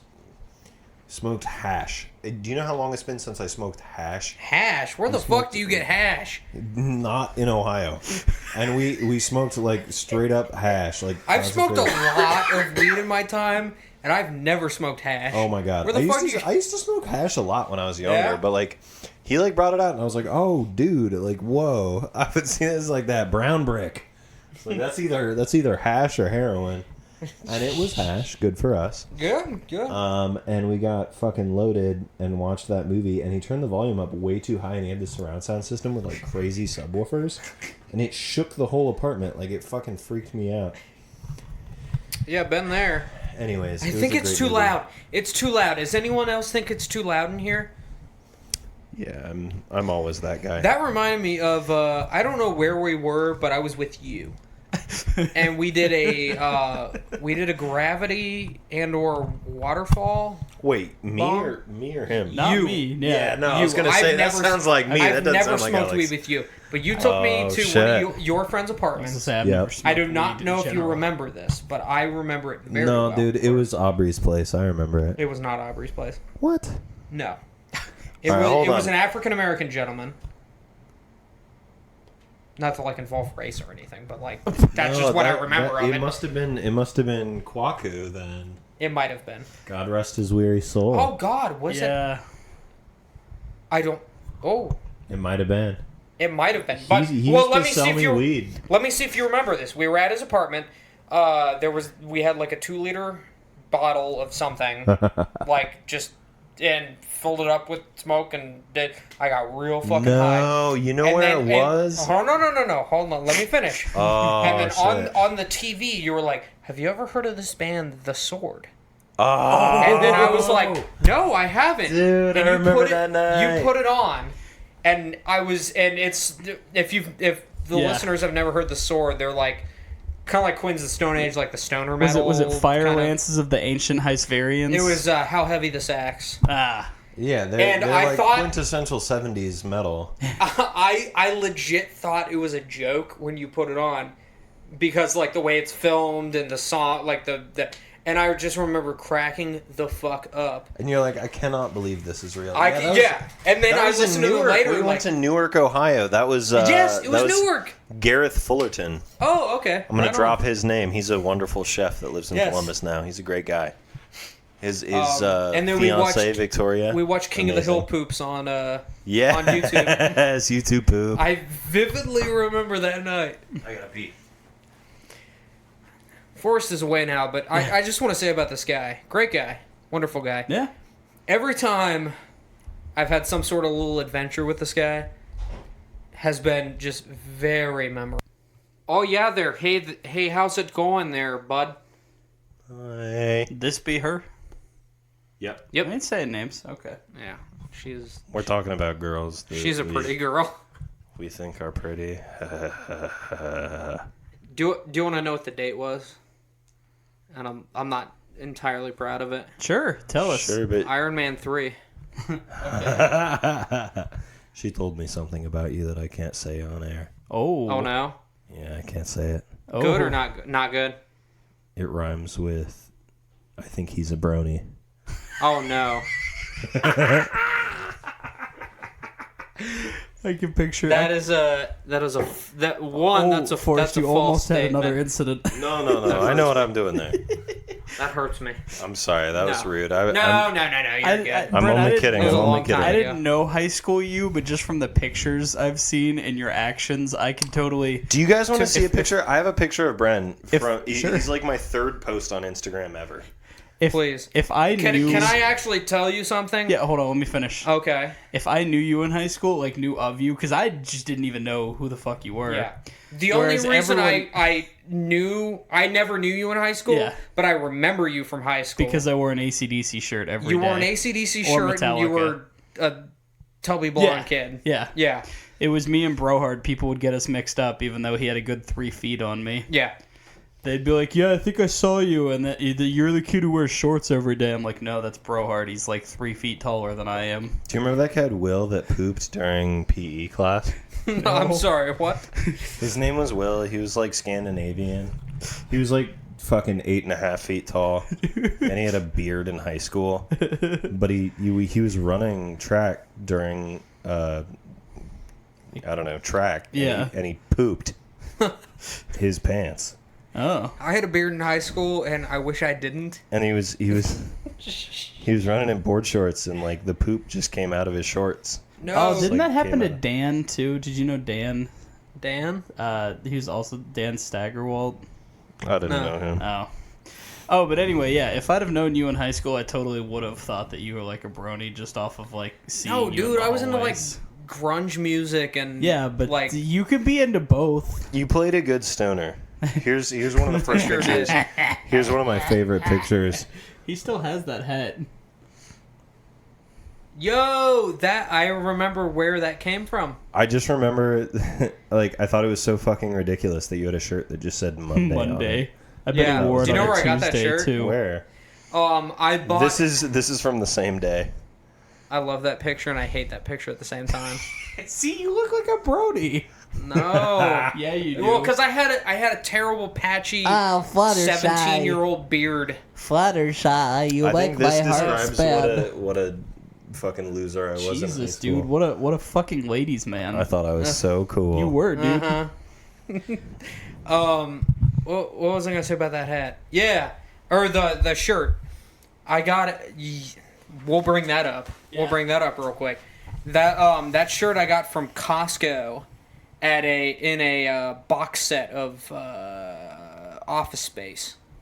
Oh, it would be funny if they were just selling shirts for the days of the week. That said Monday. Porta Potty? I don't remember that one.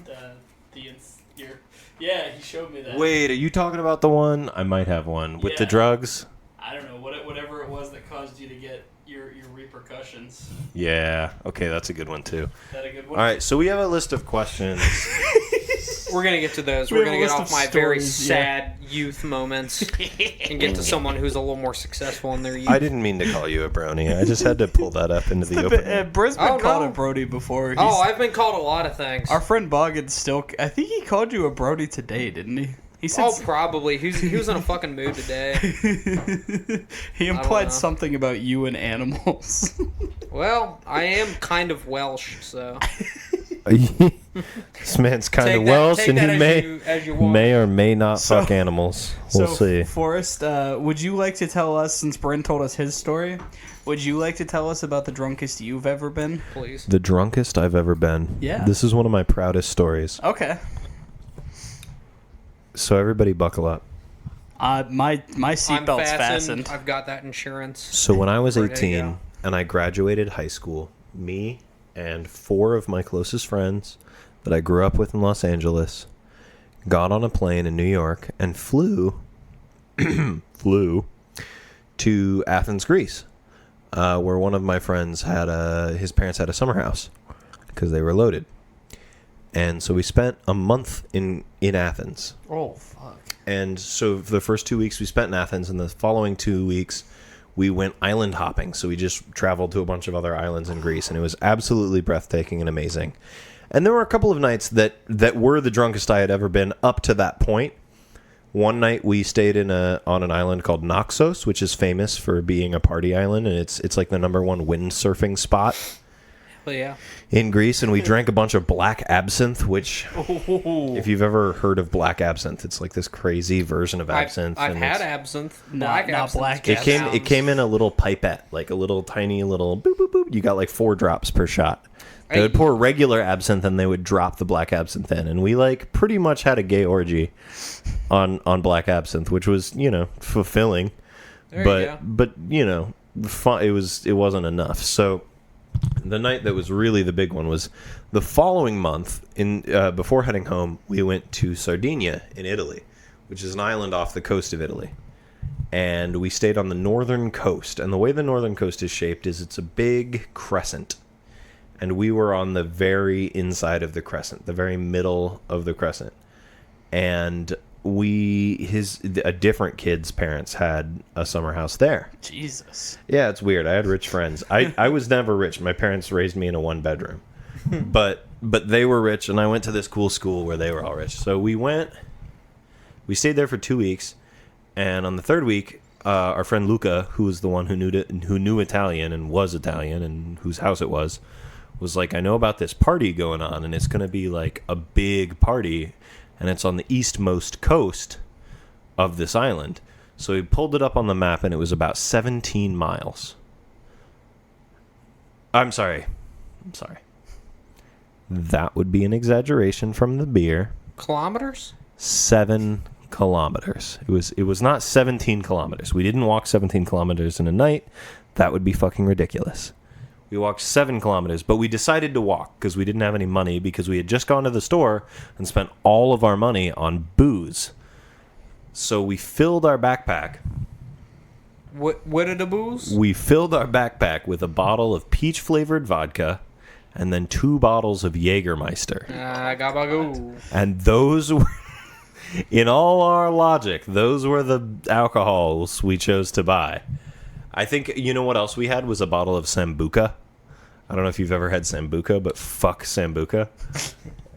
I have not, but I know what it is. Yeah, same. So we thought, you know, what we'll do is we'll just walk the beach, right? Because it's a coast. So we'll just walk until we're at the party. The party's on the beach 7 miles from here. Before we left, we each took like 6 or 7 shots of Jägermeister. Oh, And no. so we were shitty-ass fucking 17, 18-year-old drunks in Italy walking to this party, which would have been fine, except for the beach ran out pretty fucking quick. And all of a sudden, what had happened is it was high tide. The tide was way up on the beach where there wasn't any beach anymore. So it was just like land with water. So there was no sand to walk on. There were just like rocks and shit, but there was a wall that it was going up that was supposed to stop the water. So this wall was like 5 feet tall, and only about a quarter foot of it was sticking up out of the water. So we were just like fucking high beam walking on this wall with all the booze in our backpack, like drunk as fuck, trying That's not to the best fall in the water. sobriety test Yeah, of all time. Except for none of us were sober. We all fell in the water. One of my friends fell on a rusty gate and cut himself. That's not good. The next day, we had to fucking, in Italian, go find a place to get a fucking tetanus shot. That's a story for another time, because that was a whole day of trying to figure out where to get a tetanus shot in Italian. Signore? But he's like bleeding out his side from a rusty ass fence. We're all like drunk as fuck, pissed off. Like we're pissed off at this point. We don't want to even go to the fucking party. My friend's like, we're like already like 5 miles out. Like we might as well just go. Well, yeah. And so we finally get there, and it is paradise. We get there, and it's worth it. There's a DJ playing. All the walls are made out of like bamboo and shit. There's like topless women dancing on the beach. It's fucking amazing. It's like the coolest party anyone's ever been to. And we're all 18. We've never been to a club before. Yeah. And this is like dreams do come true club on a beach in Italy. And so we just get down as fuck, and we're just like walking around with these bottles in our hand. And I drink most of a bottle of Jägermeister with like various Sambuca and peach flavored vodka shots to boot. And I, in the drunkest moment of my life, like probably had alcohol poisoning. My friend's bleeding. None of us know the language. I can muster up enough know-how to ask for a cigarette in Italian, and I go, "Posso avere una sigaretta?" Ah!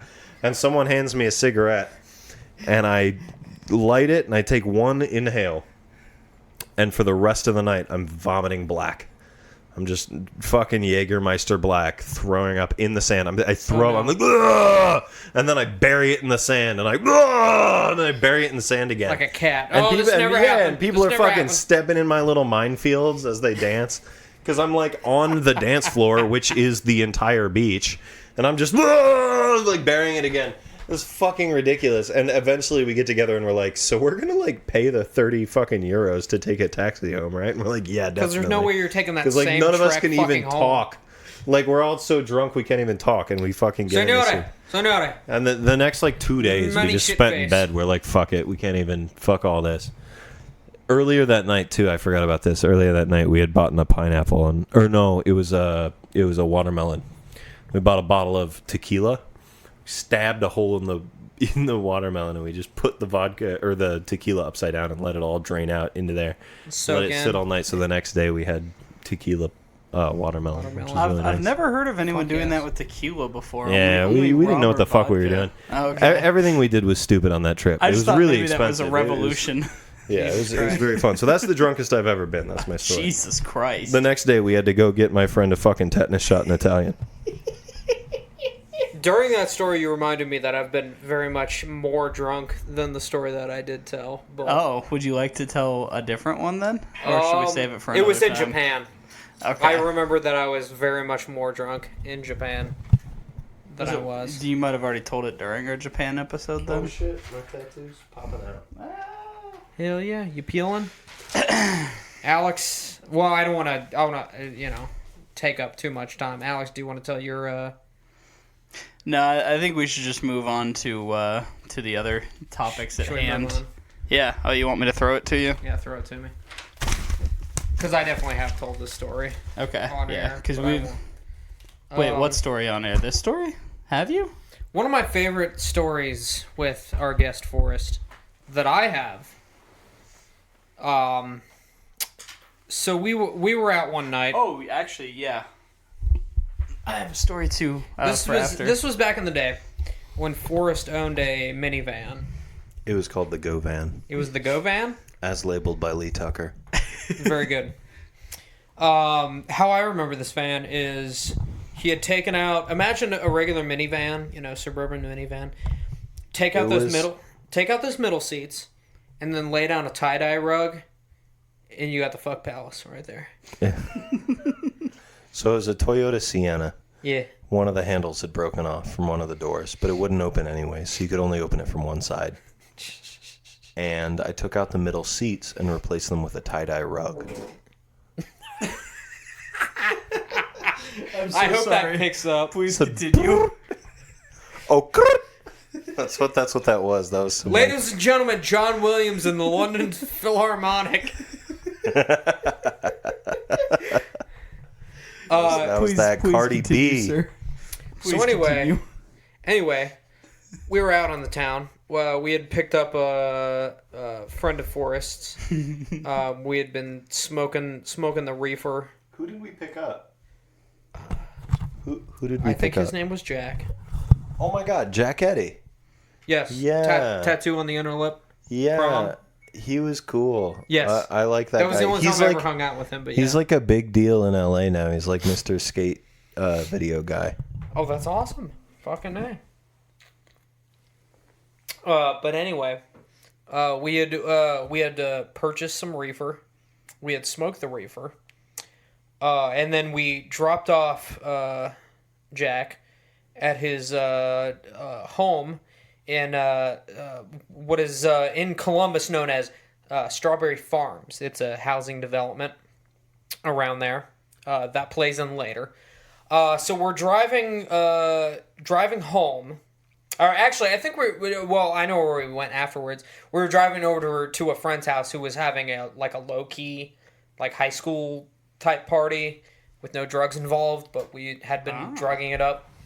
And so we're driving, and we're going to what it was Curtis. I don't want to say his last name. Oh, we'll good just point. say who I'm talking about. I forgot that. He's a very wholesome boy. But we're driving on a road that is 45 miles an hour. Forrest was going 56 miles an hour. 60 miles an hour. Almost 60 miles an hour. I have in my pocket an eighth of weed. Forrest gets pulled over. The devil's lettuce. Yeah. So we're both like, oh, we have weed. You lean over to me, you're like, can you eat it? I'm like, yeah. And the funny thing about this, too, is nothing happened. Well, no, just the weird irony to the whole situation was the weird situation with this is that I also had a gallon of Arizona iced tea sitting between us in the center console. Oh yeah. Oh, that was kind of the saving grace. Right, that kind of made the whole situation better because there was I was no like, way look, I was swallowing a baggie of weed. I was like, listen, man, I think I need you to eat all this weed right now. And you were like, no. And I was like, yeah, and then you're like, I have tea. And I'm like, all right, man. You're like, fine. I'm going to take one for the team, but you owe me. So I put the entire bag of weed. Well, it was only an eighth. Not too bad. But I don't know. I feel like that's enough weed to be gross. Well, yeah. It was not pleasant if there was not Arizona tea involved.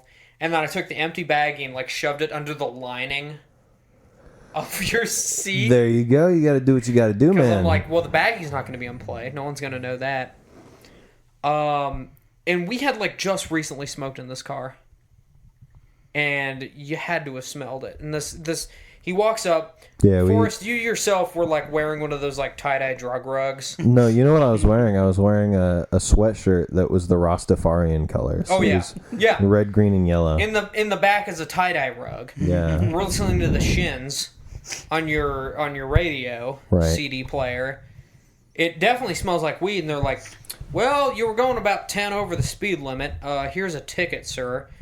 And you're like, oh, well, you're just doing your job, sir. The plot thickens because there we were sitting there and there were...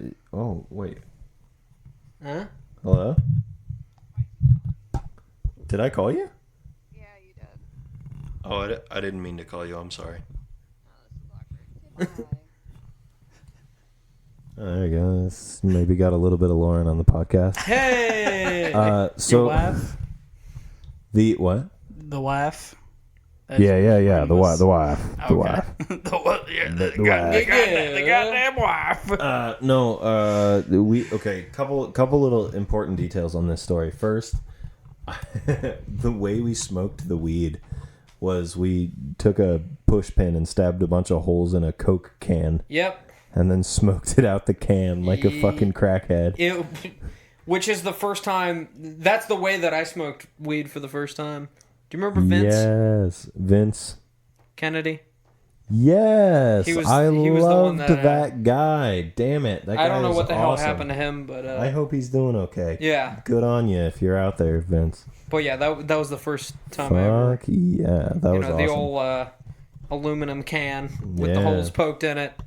Probably not good for you. And then, so we got pulled over, and they were like, So you're driving a little fast there on the road, eh? Yeah, let's not do that anymore. And they said, where are you going? That's the best part of the story. And, for context, we were pulled over on the right side of the road because we're in America, and that's where you pull. And they came over to the passenger side, which is my side. And I'm a little boy, and I don't know how to handle this. This is the first time I've had an interaction with the police. And I'm just like, oh. And he says, well, where you going? Where are you coming from? And Forrest looks at the officer dead in the eye and says, Strawberry Fields. Man. I was going to say, I thought he said man. And I about lost my shit. But I kept it cool. I looked at him, and I looked at the officer, and I said, Strawberry Farms, I think that's what he meant to say. Strawberry Fields, man. And I'm thinking the entire time, I'm like, this guy knows. We're going to go to jail now. Yeah, this motherfucker knows. He just said Strawberry Fields. This is it. Strawberry Fields forever. Oh. Huh? I think I'm unplugged. Huh? Hello. I'm not getting any light. Yeah. Well, the good thing is that you already got a good taste of that story there without any of my voice. Now I'm back. Hooray! Microphones sometimes mess up, especially when you're going for almost 2 hours. Just go ahead and say Strawberry Fields, man. That's all we need. Strawberry Fields, man. The cop was like, all right, word. You got a fucking tie-dye rug, Rastafarian coat. This motherfucker is like 18 and has a beard like he's a fucking coal miner. Yes. It's like, these guys definitely have weed. The thing that's funny is another car pulled up behind them. You got to have two cars for a search. Mm-hmm. And I saw the second car pull up, and I was like, well, guess I'm going to spend my 18 in jail. And but then they decided not to pursue it, which is really cool. So then you were very respectful to the guy, I remember. I mean, you were very compliant. You were very respectful. He never said one thing about any sort of narcotics, drinking, anything. He just kind of wanted to get a feel of the situation. It's true. And interestingly enough, I've never pooped that much into my pants in one instance. There was just a bit of turd. Yeah, when I got home, I weighed it, and it was 7.5 pounds of fecal matter that had appeared in my pants. After you got let go, Forrest, who was driving, just got a ticket, and we drove over to one of the ritzy neighborhoods for a basement party at one of our and everyone was friends' like, Bren, are you okay? Why are you acting so weird? And you're like, I'm like, high. I just ate a lot of weed, and I don't know if you can just eat weed and get high, but that's definitely what I feel like right now. Scary. All right, next question. Bren's got that. What's the freakiest shit you've done in that van? Okay, so I have a good story here. Please tell. So 3 times in my life have I gotten caught in that van. Well, 3 times ever, all 3 times in that van where was I caught by the police for doing the hanky-panky in that van. Yes, sir. Because that's just how it goes. First time was with a woman named Beep, And then the second time was with a woman named Beep. And then the third time was with a woman named Caroline. Oh, we're naming names now. And the third time's the funny time. That was the last time for a big reason. So me and her, I mean, God, like to this day, best sex I ever had. She was just an absolute freak. And I have a follow-up question when you're done with that. Sure. Just as like, no, continue. I'll elaborate. So we were after. driving through a neighborhood, and she was like, "Let's pull over right here and fuck." And I was like, "Was it at that park?" Because I remember. Yeah. It was at a local park in her neighborhood. And I was like, I know this will be the place. Yeah, this will be great for penis and stuff. And very good. Say it again. And so we get naked together, and we're doing all kinds of crazy stuff, and she was big with the boobies, and we're like halfway through, like we're like really getting there, and boom, headlights, fucking searchlight all up in the windows, like she's got her titties out. It's an awful scene. She wraps herself up real quick. I go out to the front, the driver's seat, and this cop comes out all gung-ho like a fucking suburban cop would.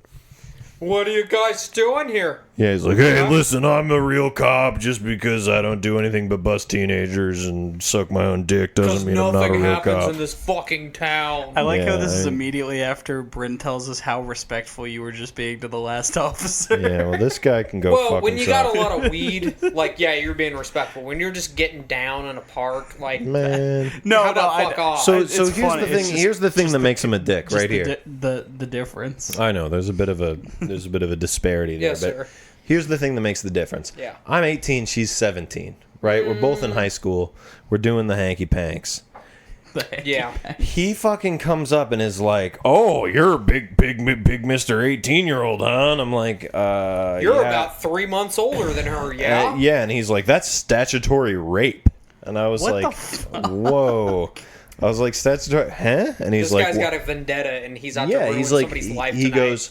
goes, "I hope her parents are excited to find out that she's being statutorily raped." And then he goes and calls her parents and is like, "Yeah, this is Joe Dick in my own mouth Swanson, and I'm here to call you to let you know that your daughter is being fucking statutorily raped." And I was like, dude, I don't think you should throw terms around yeah, like that. holy goddamn shit, like This we're is boyfriend clearly- girlfriend. Yeah, like, clearly consensual sex between high school students. yeah, like Like, come on. this dude's like out to ruin my life, and I'm sitting there like, well, the world's over. Like, here it is. I guess I'm gonna spend my 18s in jail again.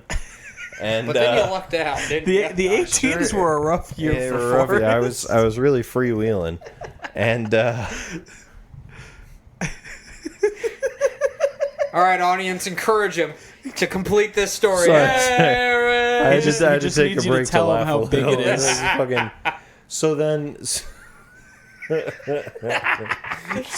Caroline, so then my the lady friend. Yeah, this lady's. Your lady friend. This lady's mother appears on the scene, and you know, I'm giving way too much away when I say that her father was my high school fucking history teacher. Yeah. So like, if it was Cool him, guy, not. yeah, he's fine. But if he had shown up, my life would have been fucking over. Yes, like sir. that was like I was ready to die. Like Yeah. I knew that if it was him, like our relationship was over. I was gonna have to keep my head down for the rest of high school. Like he was gonna be on me like a fucking hawk.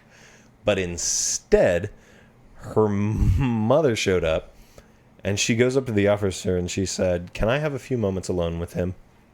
And he's like, "Oh, by all means." You know, he's got his dick out. He's like jacking off. Like, yes. He's like, oh yeah, this is gonna be This some is real all good I shit. live Mom's for. here. Oh my god. And it was right as he pressed his feet on the car and flipped himself upside down to finish into his own mouth that she walked up over to me. It was right at that moment that she walked over to me. She walked over to me.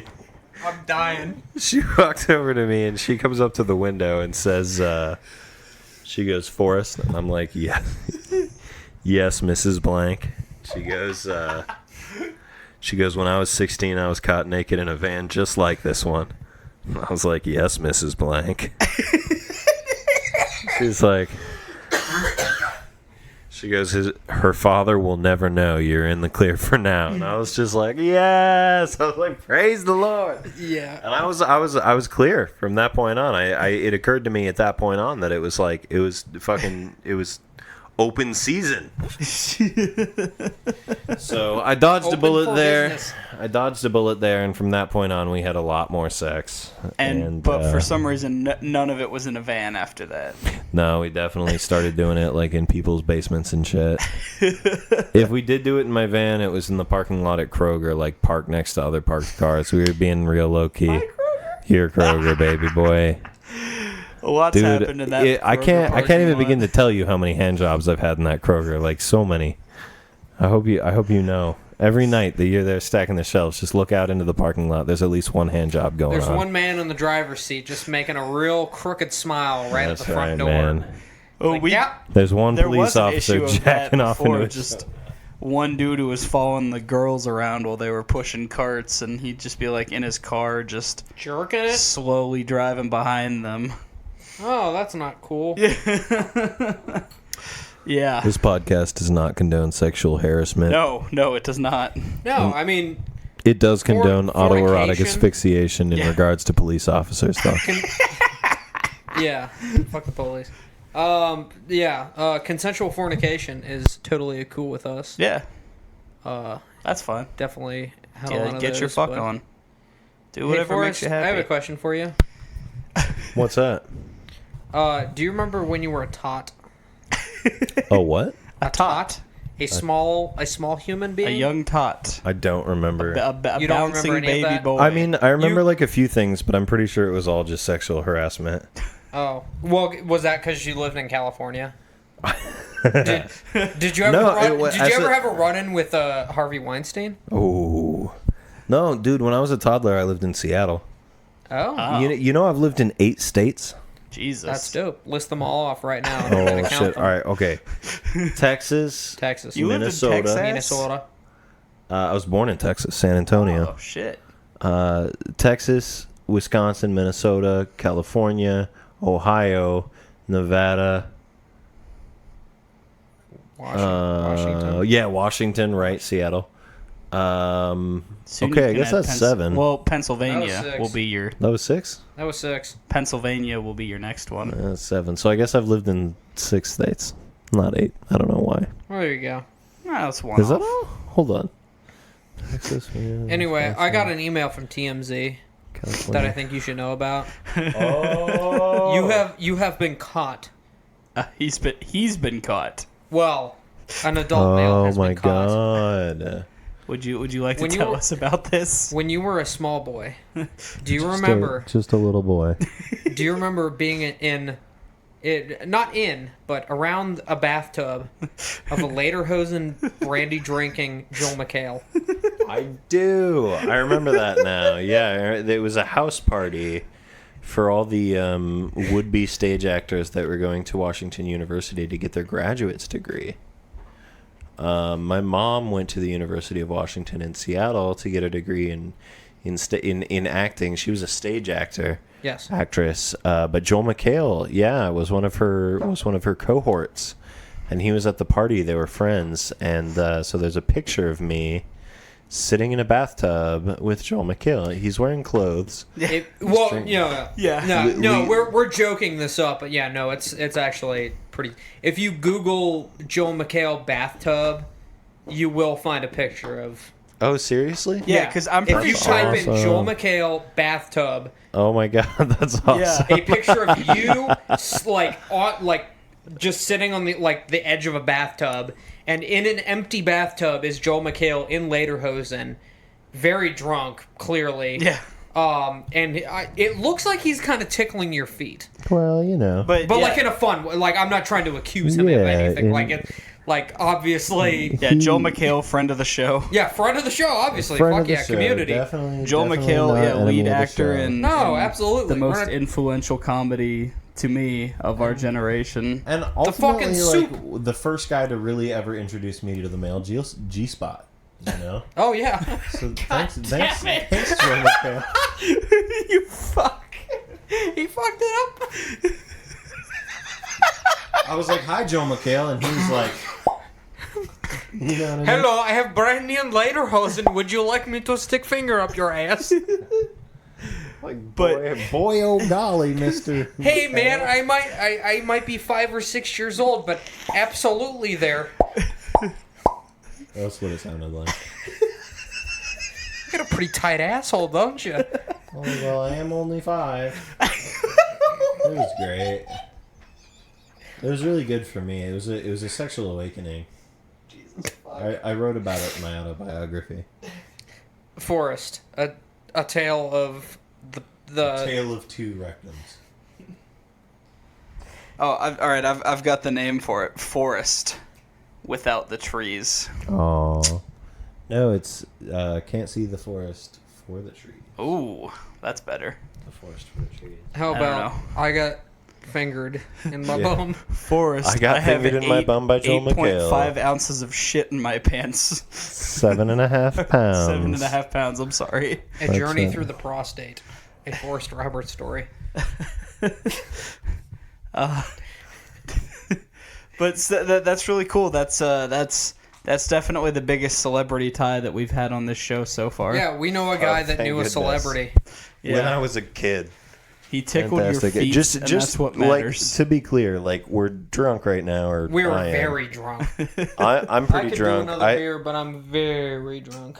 I absolutely have not been fingered by Joel McHale. Yeah. No, we're.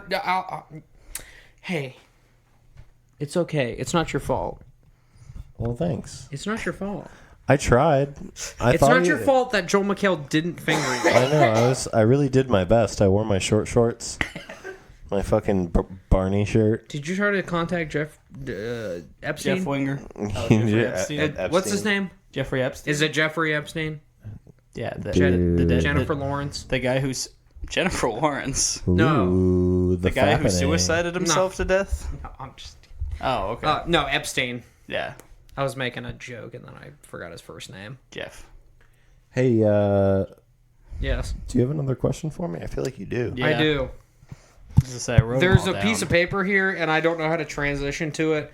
Here, Because throw it to me and I'll do it. Okay, you do it. Hold on. Yeah. Almost. Aww. That was almost there. That was almost there. We're professional people here. Yeah. Very professional. Yeah, can't you hear the pages rattling around? I love your sticker on the back of your iPhone case, by the way. Thanks. It was made by Zach Brown. Zach Brown is another person that you should have on this show. He's really cool. fucking funny. I have Actually, met him, yes. Yes. He dated a friend of ours, yes. Laura Eckert. Yeah. Yes, we went to the And also Candace Oates. we went to Zoso concert, yes. Yeah, With I him? sure did. Yes. I have a funny story about that Zoso concert. Yes, sir. Sorry, Alex, you were about to say something. I apologize. No, you're Zoso cool, man. is a Yeah, Led tell us Zeppelin about the cover Zoso band. Led concert. I was Zeppelin about to go to that Zoso concert, and before I went, I was literally on a date. I was on a date with someone whose name rhymes with Schmeffany Schmimmerman, but isn't. Oh, I know her. Yeah, well, you don't actually. Our old co-host actually dated her as well. Squeffany Squimmer Squin. Yes, sir. He did? Yes, sir. And we were literally on a date together, and then Zach called me and was like, "Dude, I got tickets for Zoso. You should come out." And I was like, "This has been a wonderful date, but I'm gonna leave now." And she was like, "No, I can't believe you're doing this. I was gonna buy you dinner. We were gonna hook up." And I was like, "Okay, bye." But almost Led Zeppelin is I playing. know, and I just bounced on her, and Almost she was Led so Zeppelin. sad, and I was just like, "Peace." And I'm not that. Why much was of an I asshole there? now. You If- totally invited me. Well, it was great. Yeah. I don't remember how I got there, but I remember you texting me like, "Hey, Led Zeppelin tribute at the Newport." All I know Please is I'm come." an asshole for blowing her off on that date, but it also was a very empowering moment for me to know that I could be that much of a dick. Forrest, I've known you for a very long time. You're a very good guy. Yeah. You're a very genuine guy. Yeah. But I'm You definitely know how to keep it huge real. asshole. You know how to keep it real. Yeah. Honestly, I would say the In a opposite. dickish way. I've seen you be very, very much, yes. Yeah, I've been an asshole. Yeah. Oh, yeah. Yeah, I mean, I'm not going to sugarcoat that shit. No, I accept Coat it in I've sugar. had some very great times with you, but I would love to discuss the times where you've No, I'm just kidding. Huge douche. God damn it, my tattoo's like falling off. Or my protective coating. But, so basically, I'm going to let you choose here. Just which of those two would you like to close out on? We have topics. Close out. This is ridiculous. Because, I mean, we can do both if you want to. I'm fine with that. One of these Keep is a talking, funny story I'll be back that in like 30 seconds. Half Off Gas is a story that I would love to share with you, but I'm actually going to save it because I'm really hoping that my friend Chris Dant does perform. Okay. I'm cool with that. Because it's a very funny story, but he does it better justice. Okay. Instead, I will tell a story that haunts me. Since we're talking about me being an asshole, it's a very nice transition. I guess that's a fit. into a fucking very asshole-ish thing that I've done.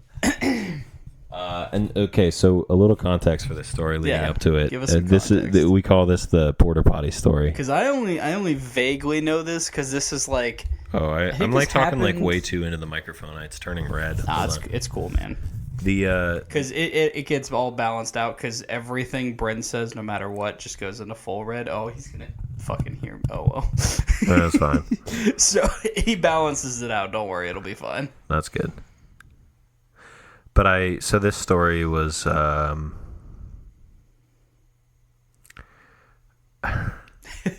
so the context, the lead up to this story is that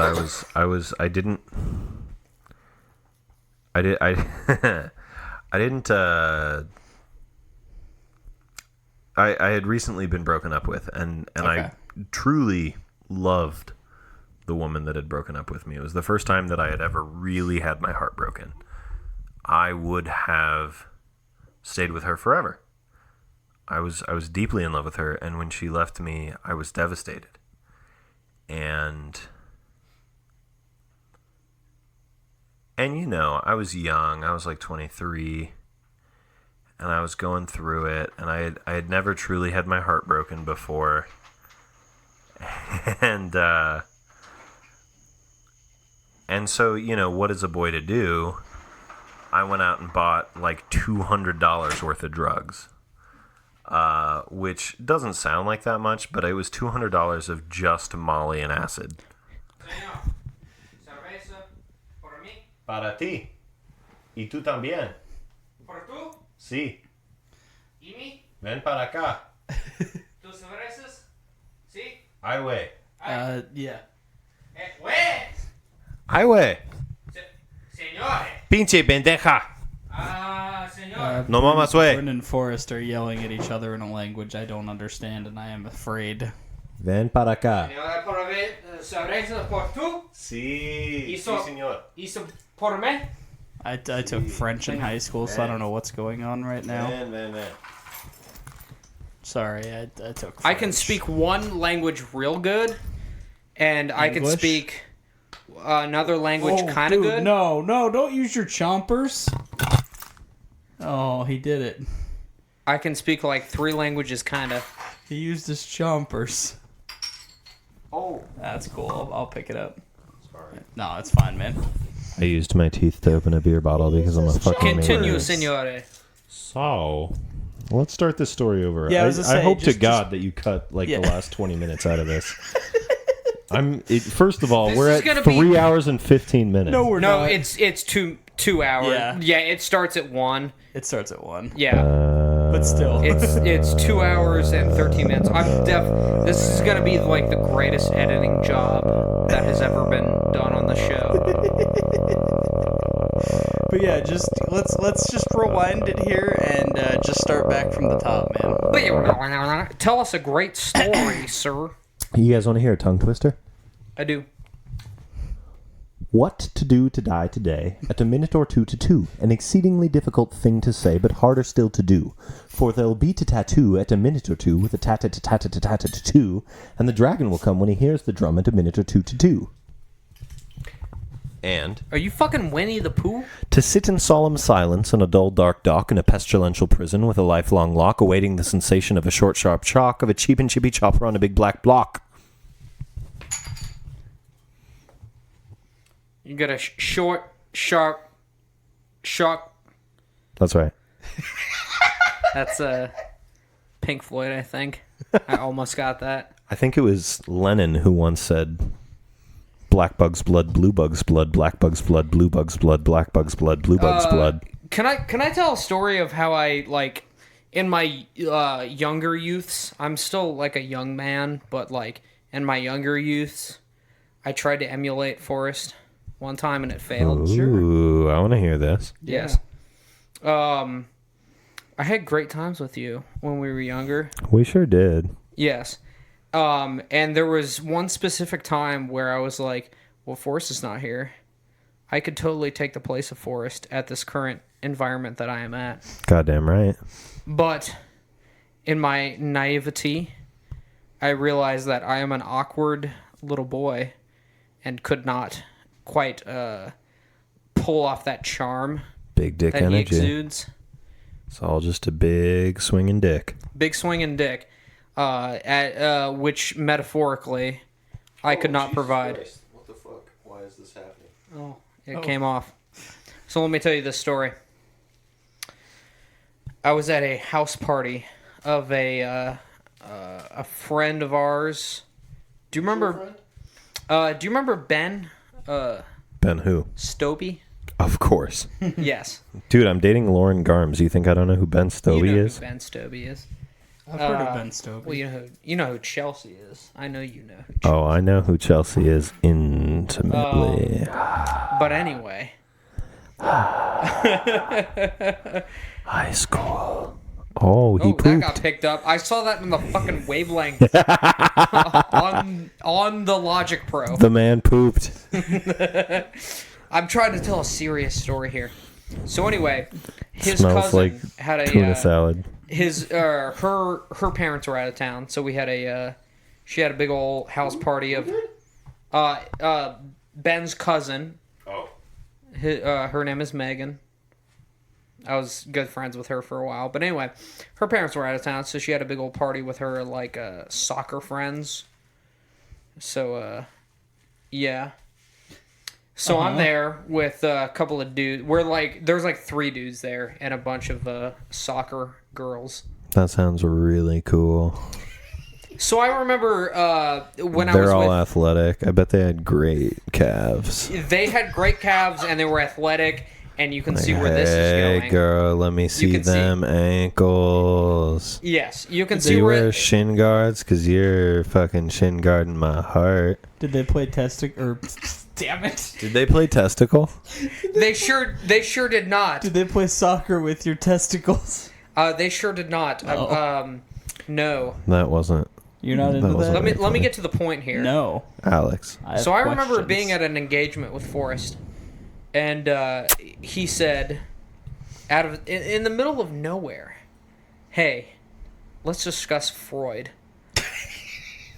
That is a way to a woman's heart. That's a way to certain women's heart. It's like, hey, baby, you want to fuck your dad? I'll tell you what.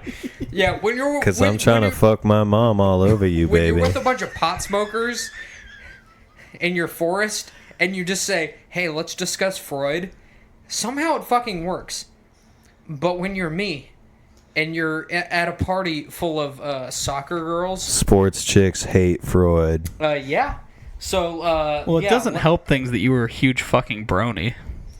Fuck Yeah, you. if you would stop fucking little baby horses. No. You probably like pulled your Fluttershy out of your pocket. And you're like, No. Oh, do you guys want to talk So my about dumb ass, Freud?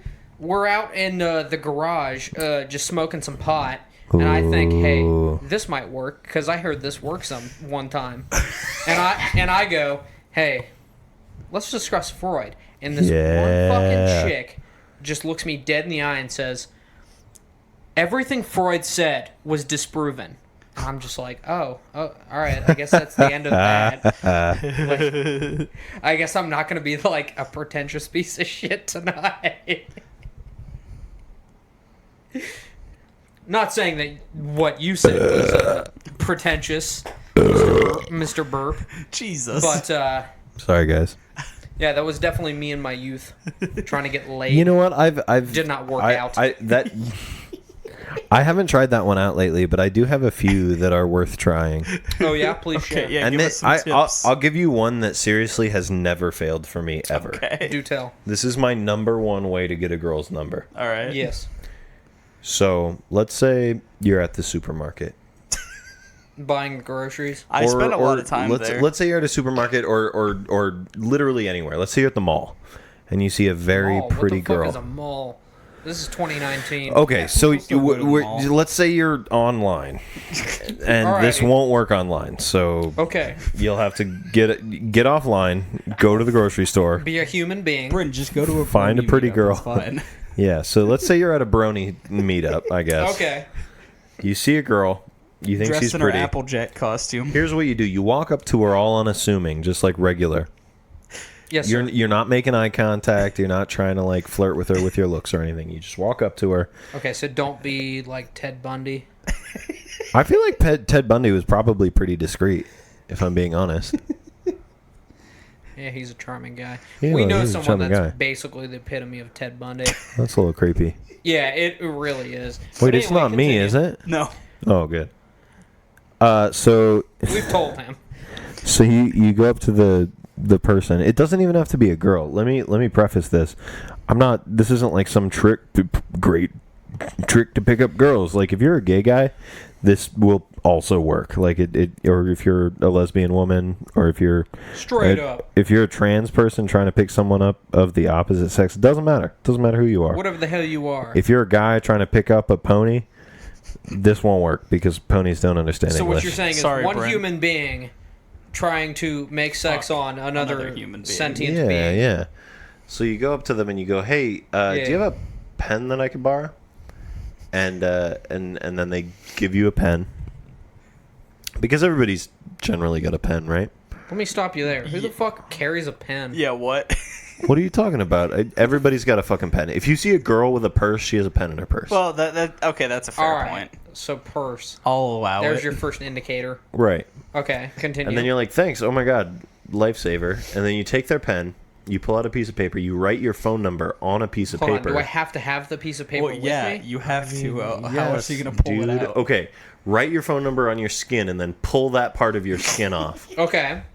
Sounds good. Roll I've it definitely up. done this before. Yeah. Yeah. No, you just okay. get out your pocket let me, knife Let and me just start carve over your in a skin world of reality. Okay. That sounds So good. Let's say you want to pick up a girl at college. Okay. You go up to the girl, you say, "Hey, do you get a pen?" They say, "Yeah." You take their pen, you write on your piece of paper your phone number and name with like a little heart next to it. And then tear that piece of paper so that it's just your name and phone number, and fold it up and stick it under the little clip on the pen and hand it back to her. Okay. And that's it. That's it? Okay. That's all you got to do? Yeah, and then they'll text you if they want to. It's worked every time for me. Here's my conundrum. Do you know what my name is? What? What's my name? Brony fuck No. horses a lot. What is my McMuffin? legal name? I'll give you a hint. It starts with a B. Jebediah McMuffin. No. I have a for some reason no one can pronounce my goddamn name. Bren? Bryn. B-R-Y-N. B-R-Y-N. That's right. You're fine. My name's fucking Forrest, okay? Yeah. Well, I know, but that's like My name's fucking Forrest. Yeah. I was born 2 months before the movie came out. 2 months. For 2 months, I had an interesting, unique, hipster-ass name. And then for the rest of time, I was just Tom Hanks 2. Hey, Forrest. Exactly. Are you running anywhere? Run, Forrest, run. God damn it. Well, the only other person that has the name Bryn murdered Phil Hartman, Ooh. famous so- SNL cast That's member. not true. So you're we telling know a me you're- different Bryn. There's no famous Bryn Oh, other than not famous, but we know another Bryn. our old roommate's sister. Yeah. Okay, I guess. Well, you said there was no other Bryn in the world. Wow. I love how that looks on the computer. Me too. It's Look at very that. bright. That's just like a big, thick white bar. So, Forrest, I love the plan.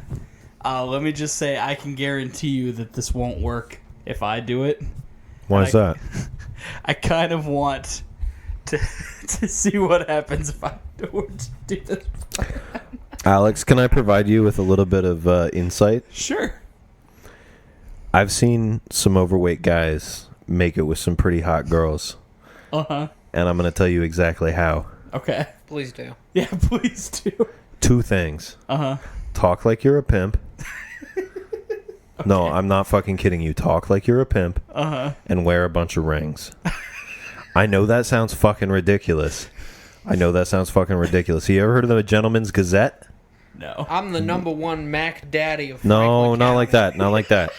I'm not talking about that. I'm talking about like a real ass pimp. Okay, first, follow the Gentleman's Gazette on YouTube. It's an incredible fucking YouTube channel that's all about dressing well. Okay. And like being a gentleman and shit. But like one of my friends, his name's William. He's an ugly fucking guy. He's just got a weird ass hamburger helper looking face. But I swear to you, he's got a fine ass honey of a girlfriend. He's got a crazy mustache and he's got a bunch of fucking rings. And I swear to you, it's confidence alone. He fucking walks out there. I mean, this guy is divorced. He's our age and he's divorced. He's had a wife already. That's fucking impressive. Yeah, that's what I'm talking about, man. Because he just fucking goes out there and he's just like, he calls everybody baby or daddy, like unfucking ironically.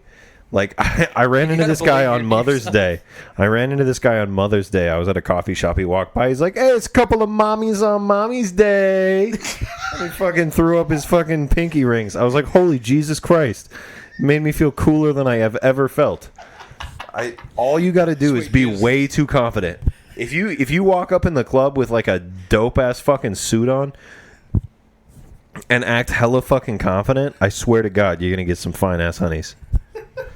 This is what I've been telling Alex for a long time. Is like This is just not have a what he's little bit of been saying. confidence. No. A little bit of confidence will get you nowhere. Oh no. No, you need a ridiculous amount of confidence. You need more confidence than you deserve. Amount of confidence. You need a cocaine fucking addict's level of confidence. You need more confidence than you ever deserved. Sir, we cannot handle ludicrous Yeah, speed. you need the kind of confidence that a guy that just climbed a mountain has.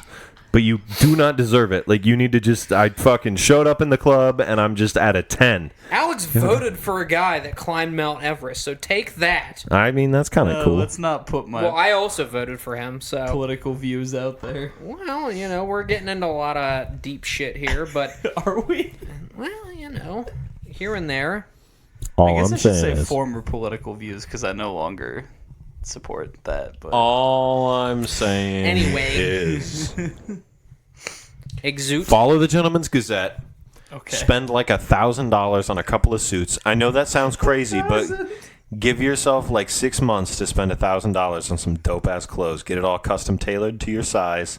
Make sure you look like a fucking boss. Roll up in the club in a fucking suit with some fucking like jewels on your fucking. They don't have to be real. No one's gonna check. Next thing you know, you're getting invited to the Player Haters Dude, Ball. I swear to God. You don't buy cocaine and don't even do it. I have literally known people who have bought cocaine and said, "Yeah, I just bought coke so I could say I bought cocaine." That's what I'm saying. Just bring it to the party and give it to chicks. Hey, in the future, if you need any audio equipment, Yes, sir. I'm only at my job for another 2 weeks, but if you want to rent any crazy microphones or anything, I have you. That'd be cool. We do have to film something. We do. I mean, I have a microphone, but Yeah. Well, like, but do you we do want have a to film C300 potentially. or a C100 Mark II Can I keep it? or a Blackmagic Ursa Mini Ooh, I like the sound of those words. or an Alexa? Alexa.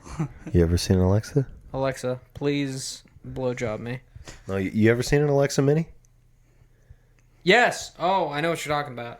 We're I'm talking sorry, about $100,000 worth of camera. Yes. I know what. I'm very That's drunk and then that I remember. shit. Hey, I know some camera things. You are actually the reason that I wanted to. Well, I wanted to like become a director, but you are like the first person in my life that encouraged me to actually, and I'm genuinely saying this, that told me, and I don't know if you remember this, but I remember you telling me, you were making out with your burning the dugout girlfriend. Yes. and against a fence or something over by the football field. I was like hanging out with you guys. I started doing that, like holding my hands up, like, "Ooh, I'm making a frame of what this would look like on film." And you looked at me and you're like, "Man, you make a really good director." And I was like, "Oh, shit, thank you, man." Hey, Alex. What's up? What are you doing after this? Like, for work?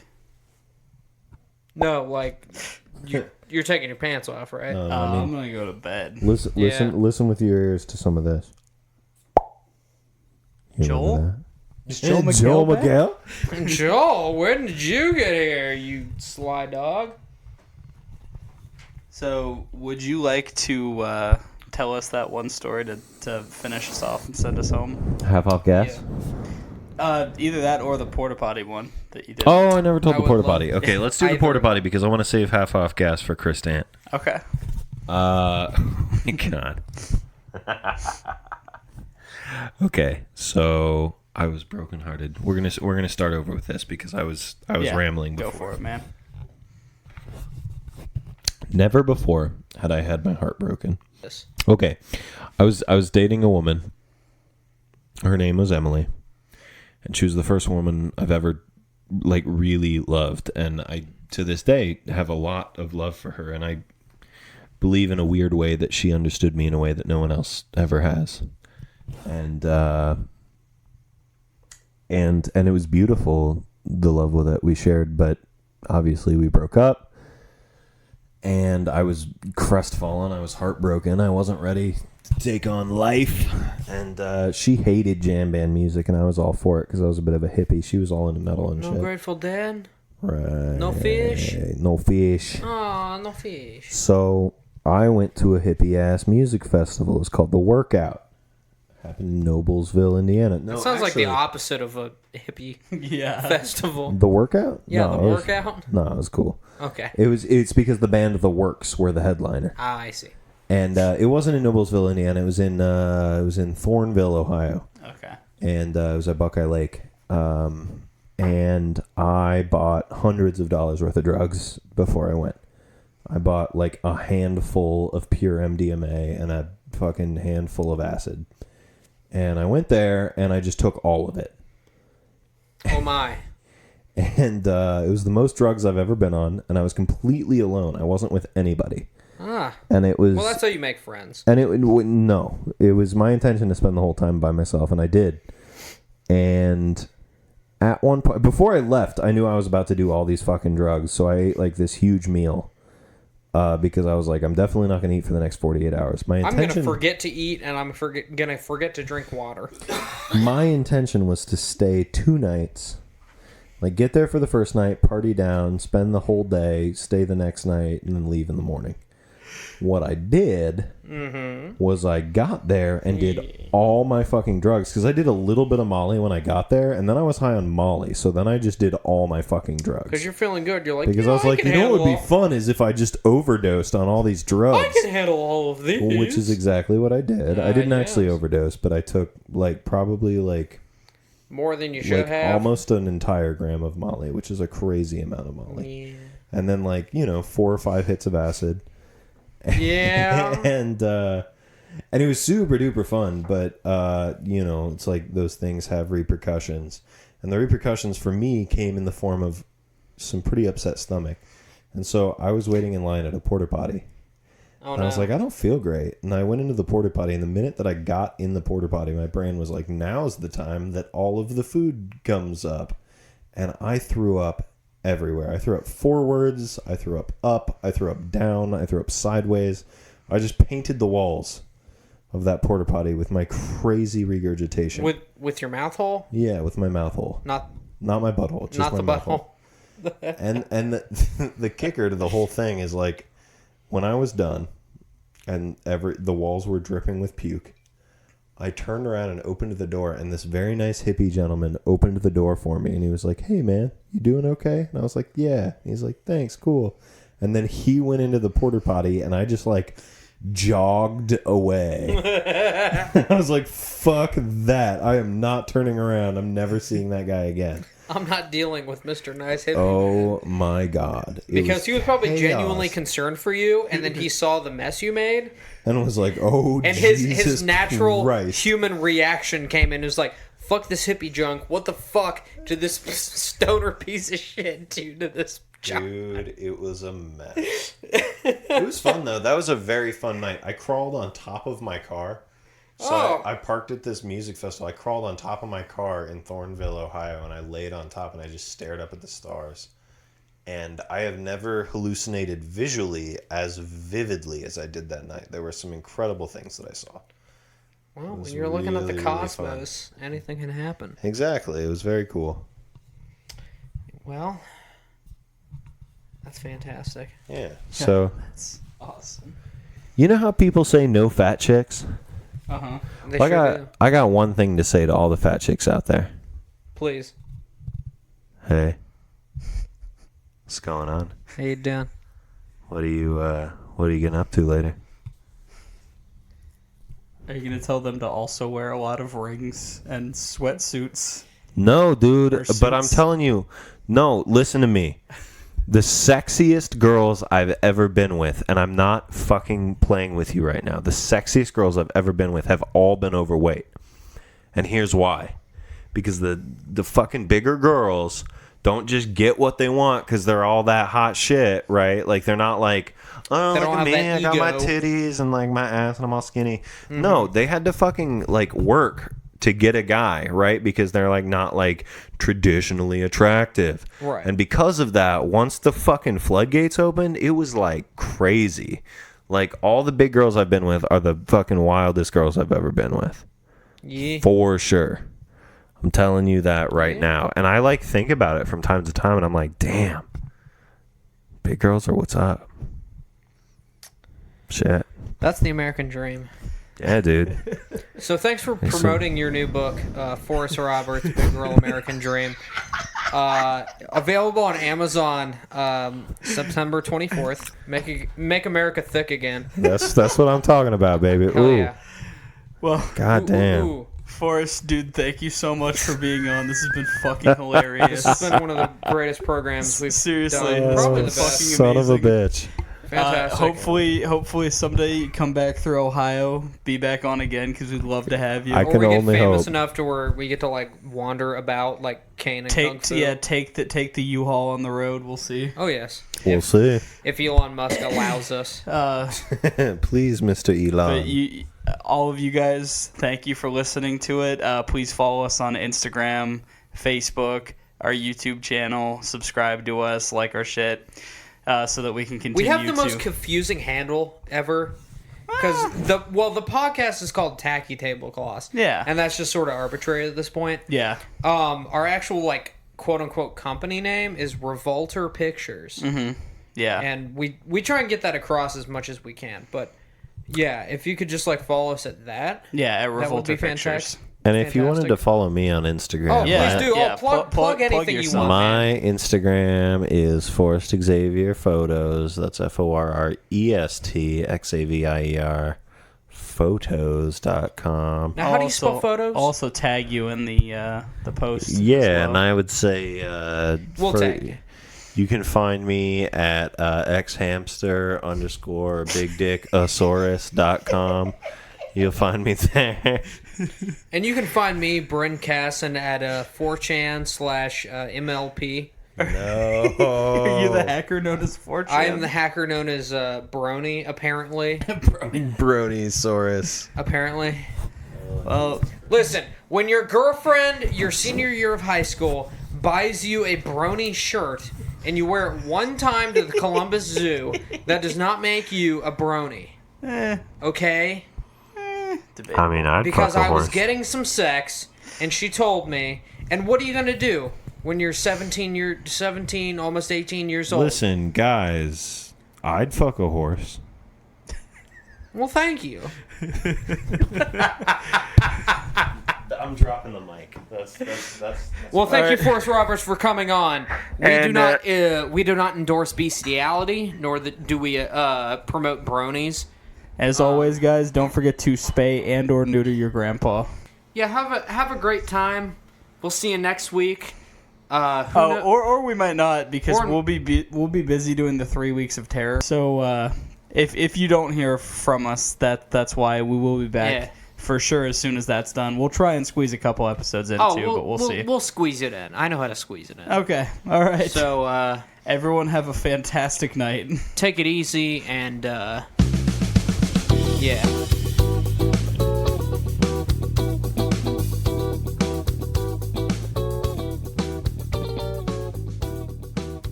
Forrest, I got a question for you.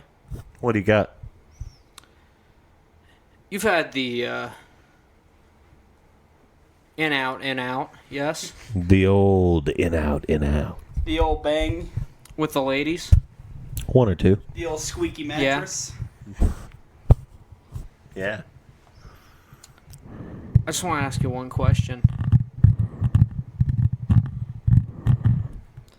If you had to use one fruit and or vegetable during your if you had to use one fruit or vegetable during your fornication sexual fucking process, what would you use? Frozen strawberries. Why?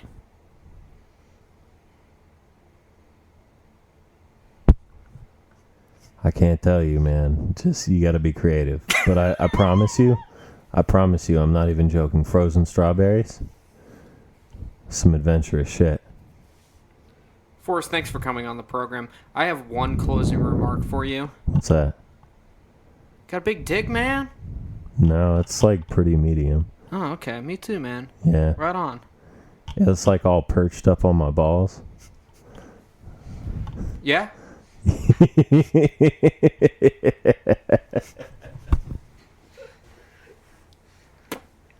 Perched up? What the fuck is that?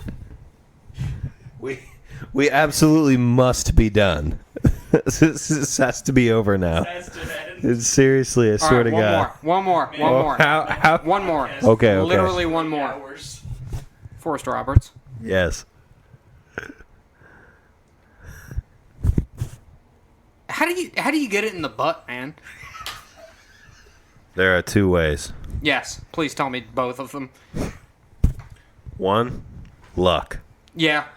I'm not talking about accidentally pulling out and shoving it in the wrong hole, because if you do that, that's the quickest way to stop sex in the act. So not like Han Solo, I don't trust in anything but a blaster. Yeah, I mean, kind of luck, but like real luck. I'm talking about you find the right girl, she's already into it. Yeah. If you do that, just marry her right on the spot. In the butt. If she's into anal before you are dating, marry that bitch. Oh. Number 2. Yes, sir. You gotta get married. Because I assure you, for every God-fearing, beautiful woman out there, every real, normal lady, marriage is a prerequisite to anal. I promise you that.